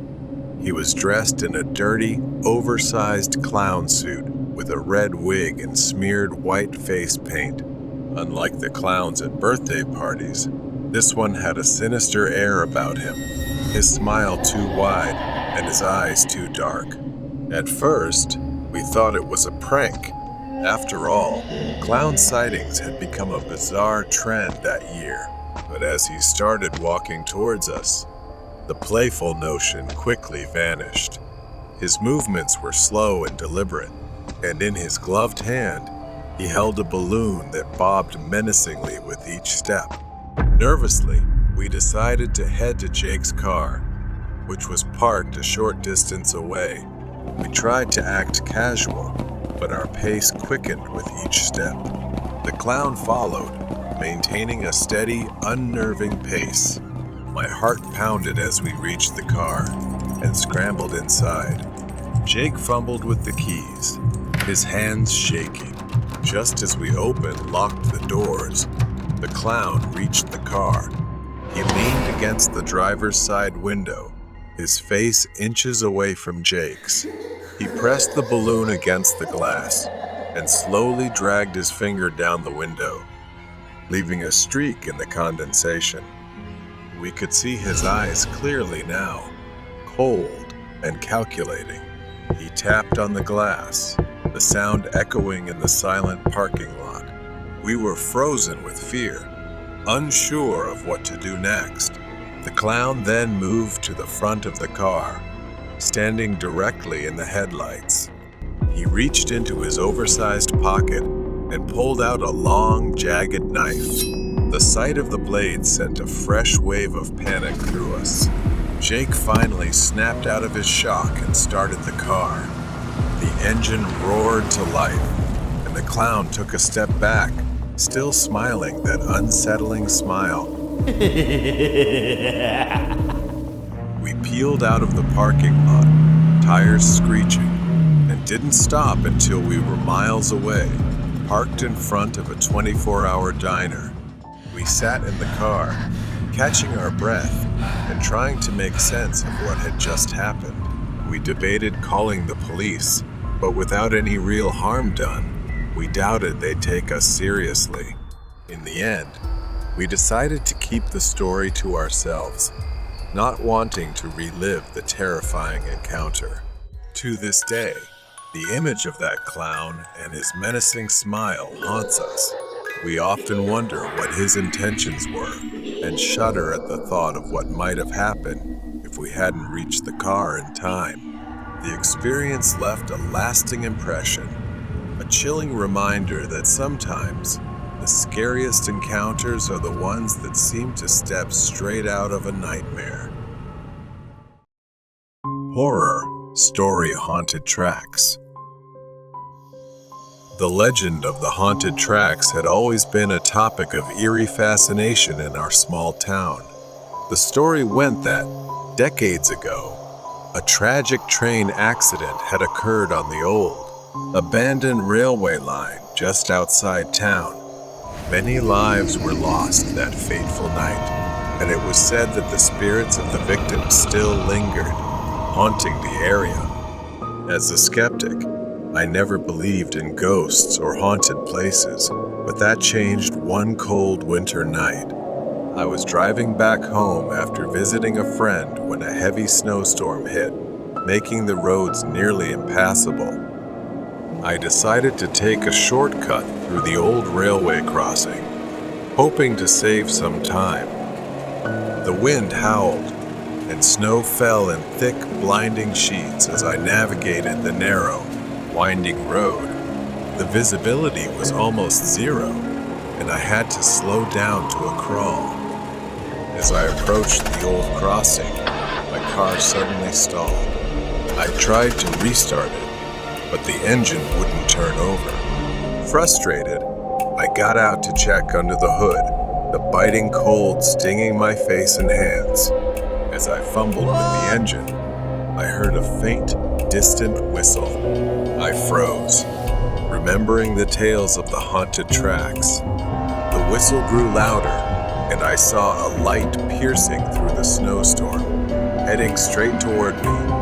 Panic set in as I realized it was an old steam train, barreling down the tracks at an alarming speed.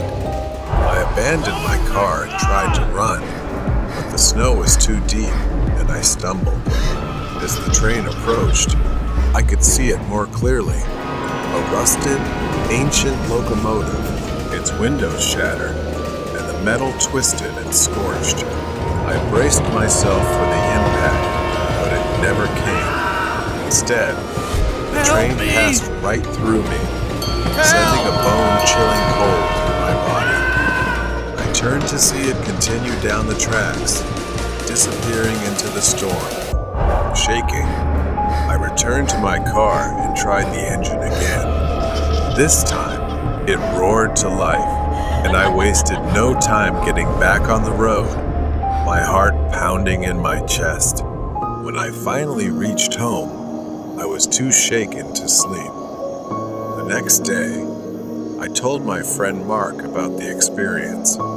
Mark, a local history buff, was intrigued and suggested we investigate the site together. Armed with flashlights and a camera, we headed to the old railway crossing that evening. The storm had passed, leaving a calm, clear night. The tracks looked abandoned, covered in snow and rusted with age.